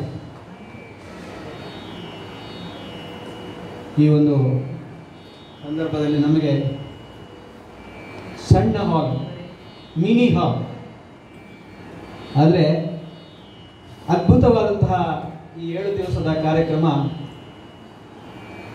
ನಾನು ನೋಡಿದ ಮಟ್ಟಿಗೆ ಇದೊಂದು ಇಲ್ಲಿ ಪಿನ್ ಡ್ರಾಪ್ ಸೈಲೆನ್ಸ್, ಸೂಜಿ ಬಿದ್ದರೂ ಶಬ್ದ ಆಗಲಿಕ್ಕಿಲ್ಲ ಅಂತಹ ಒಂದು ವಾತಾವರಣ ನಿರ್ಮಾಣ ಮಾಡಿದೆ ಈ ಸ್ವಾಮಿಯ ದಯೆಯಿಂದ. ಹರಿಕಥೆಯನ್ನು ಉಳಿಸಿ ಬೆಳೆಸುವಂತಹ ಕಾರ್ಯ ಶ್ರೋತೃಗಳಾದಂತಹ ನಿಮ್ಮ ಮೇಲಿದೆ. ಯಾಕಂದರೆ ಇದೊಂದು ನೈತಿಕ ಶಿಕ್ಷಣವನ್ನು ನೀಡುವಂತಹ ಒಂದು ಕರ್ಮಶಾಲೆ. ಅದನ್ನು ಉಳಿಸುವಂಥದ್ದು, ಬೆಳೆಸುವಂಥದ್ದು ಶ್ರೋತೃಗಳಾದಂತಹ ತಮ್ಮ ಕೈಯಲ್ಲಿದೆ ಅಂತ ಹೇಳ್ತಾ, ಹರಿಕಥಾ ಪರಿಷತ್ತು ತಾವೆಲ್ಲ ಆಶೀರ್ವಾದ ಮಾಡಬೇಕು. ಈ ರಂಗದಲ್ಲಿ ದುಡಿಯುವಂತಹ ಎಲ್ಲರಿಗೂ ಕೂಡ ತಾವು ಆಶೀರ್ವಾದವನ್ನು ಮಾಡಿ ಮುಂದೆ ಅದು ಹೇಗೆ ಸಾಗಬೇಕು ಎಂಬಂತಹ ನಿರ್ದೇಶನವನ್ನು ಕಾಲಕಾಲಕ್ಕೆ ನಿಮ್ಮಿಂದ ಪಡೀಲಿಕ್ಕೂ ನಾವು ಸಿದ್ಧರಾಗಿದ್ದೇವೆ. ಇವತ್ತು ನಮಗೆ ಕೀರ್ತಿಶೇಷ ಲಕ್ಷ್ಮೀನಾರಾಯಣ ಭಟ್ರ ಕುಟುಂಬದವರು ತುಂಬ ನಮಗೆ ಸಹಕಾರ ಮಾಡಿದರು. ನಮ್ಮ ಪರಿಷತ್ತಿನಲ್ಲಿ ಅಂಥ ಒಂದು ನಿರ್ಣಯ ಆದಾಗ ಅವರು ಅದಕ್ಕೆ ತುಂಬ ಸಹಕಾರವನ್ನು ಕೊಟ್ಟಿದ್ದಾರೆ. ಎಲ್ಲ ದಿವಸ ಕೂಡ ಇಲ್ಲಿ ಬಂದು ಅವರ ಕುಟುಂಬದವರು ಇಲ್ಲಿ ಬಂದು ಅದಕ್ಕೆ ಸಹಕಾರವನ್ನು ಕೊಟ್ಟಿದ್ದಾರೆ. ಅವರ ಕುಟುಂಬದವರು ಮುಖ್ಯವಾಗಿ ಅವರ ಶ್ರೀಮತಿಯವರಿಗೆ ತುಂಬ ಹೃದಯ ತುಂಬಿದ ಕೃತಜ್ಞತೆಯನ್ನು ಸಲ್ಲಿಸ್ತಾ ಇದ್ದೇನೆ. ಮತ್ತು ದೇವಸ್ಥಾನದ ಆಡಳಿತ ವರ್ಗದವರು ಹರಿಕಥೆಗೂ ಅವರಿಗೂ ತುಂಬ ಸಂಬಂಧ ಇದೆ. ಯಾಕಂದರೆ ಇದೊಂದು ಆಧ್ಯಾತ್ಮಿಕ ಕೇಂದ್ರ.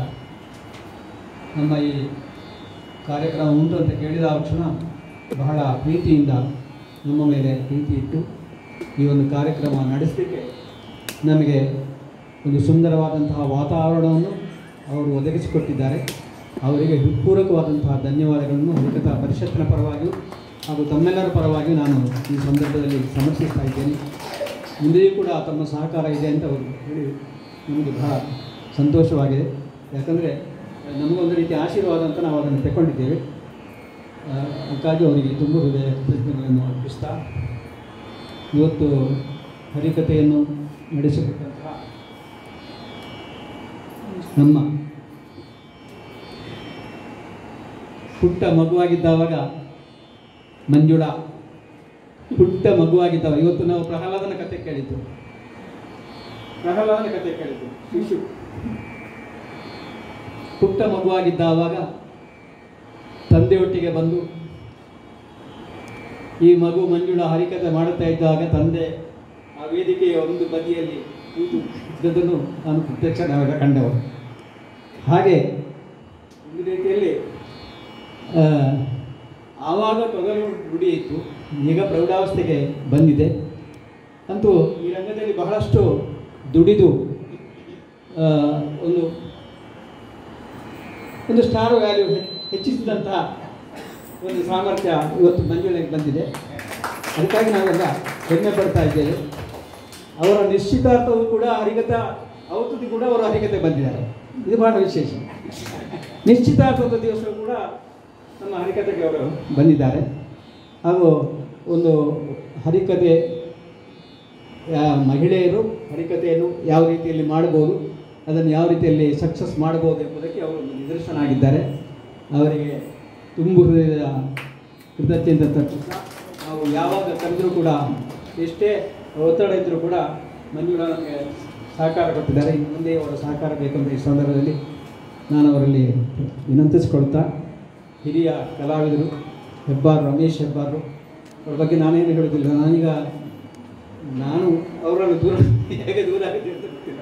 ಹಲವಾರು ಕಾರ್ಯಕ್ರಮಗಳಿಗೆ ನನಗೂ ಅವರಿಗೆ ಸಂಪರ್ಕ ಈಗ ಬಿಟ್ಟೋಗಿದೆ. ತುಂಬ ನನ್ನೊಟ್ಟಿಗೆ ಬೆಂಗಳೂರಿಗೆಲ್ಲ ಬಂದು ಸಹಕಾರ ಕೊಟ್ಟಿದ್ದಾರೆ ಹರಿಕತೆಗೆ. ಅಂತ ರಮೇಶ್ ಹೆಬ್ಬಾರರು ಹಿರಿಯ ಕಲಾವಿದರು. ಅವರಿಗೂ ಕೂಡ ಹರಿಕಥಾ ಪರಿಷತ್ನ ವತಿಯಿಂದ ತುಂಬು ಹೃದಯದ ಕೃತಜ್ಞತೆಯನ್ನು ಸಲ್ಲಿಸುತ್ತಾ, ಋಷಿಕೇಶ್ ಅವರ ಜೀವನದಲ್ಲಿ ಒಂದು ಹೊಸ ತಿರುವು ಹಾಗಾಗಿ ಮೊನ್ನೆ ಅವರಿಗೆ ಕೊಟ್ಟಂತಹ ದಿನದಲ್ಲಿ ನಾನು ಹರಿಕತೆ ಮಾಡಬೇಕಾಗಿ ಬಂತು. ಇವತ್ತು ಕೊನೆಯ ದಿವಸ ಮಂಜುಳಾ ಅದನ್ನು ಮಾಡಿದ್ದಾರೆ. ಋಷಿಕೇಶನ ಜೀವನದಲ್ಲಿ ಮಹತ್ತರವಾದಂತಹ ಒಂದು ಸಾಧನೆ ಇರುವಂತಹ ಸಂದರ್ಭ ಅವರಿಗೆ ಬರಲಿ.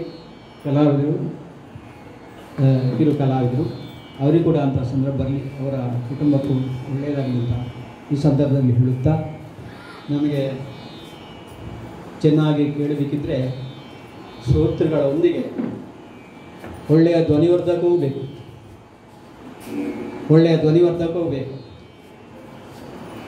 ಈಗ ರವಿರಾಜ್ ಒಡಿಯೂರ್ ಅವರಿಗೆ ಅವರ ಧ್ವನಿವರ್ಧಕಕ್ಕೆ ಕೊಡುವಷ್ಟು ಆರ್ಥಿಕ ಸಾಮರ್ಥ್ಯ ನಮಗಿಲ್ಲ, ನಮ್ಗೆ ಗೊತ್ತದು. ಅದರೊಂದಿಗೆ ಅವರು ಸಹಕಾರ ಕೊಟ್ಟಿದ್ದಾರೆ.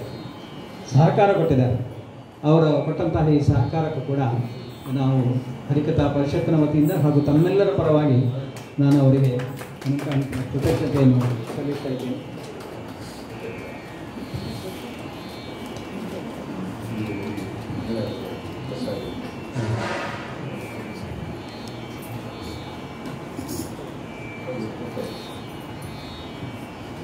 ಈಗ ಈ ಕ್ಷೇತ್ರದಲ್ಲಿ ಮಂಗಳಾರತಿ ಆಗಲಿಕ್ಕಿದೆ ಮತ್ತು ಪ್ರಸಾದ ವಿತರಣೆ ಆಗಲಿಕ್ಕಿದೆ.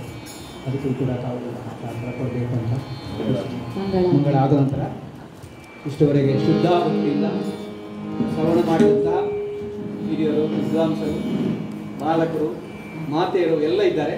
ಅವರೆಲ್ಲರೂ ಕೂಡ ಮತ್ತೊಮ್ಮೆ ತುಂಬ ಹೃದಯದ ಧನ್ಯವಾದಗಳನ್ನು ಹರಿಕಥಾ ಪರಿಷತ್ತು ವತಿಯಿಂದ ಸಮರ್ಪಿಸ್ತಾ, ಪರಿಷತ್ತು ನಿಮ್ಮ ಕೈಯಲ್ಲಿರುವಂತಹ ಪುಟ್ಟ ಶಿಶು, ಅಂಬೆಗಾಲಿಕ್ಕುವಂತಹ ಶಿಶು, ಅದನ್ನು ಆಶೀರ್ವಾದ ಮಾಡಬೇಕು.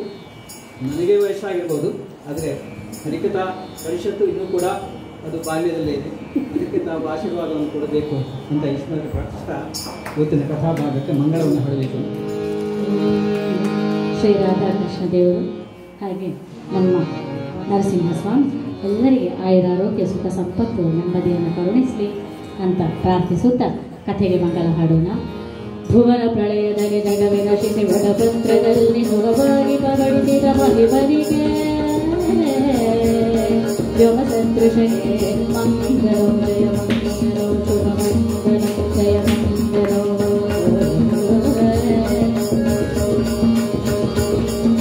ಭಸ್ಮ ವಿಭೂಷಣ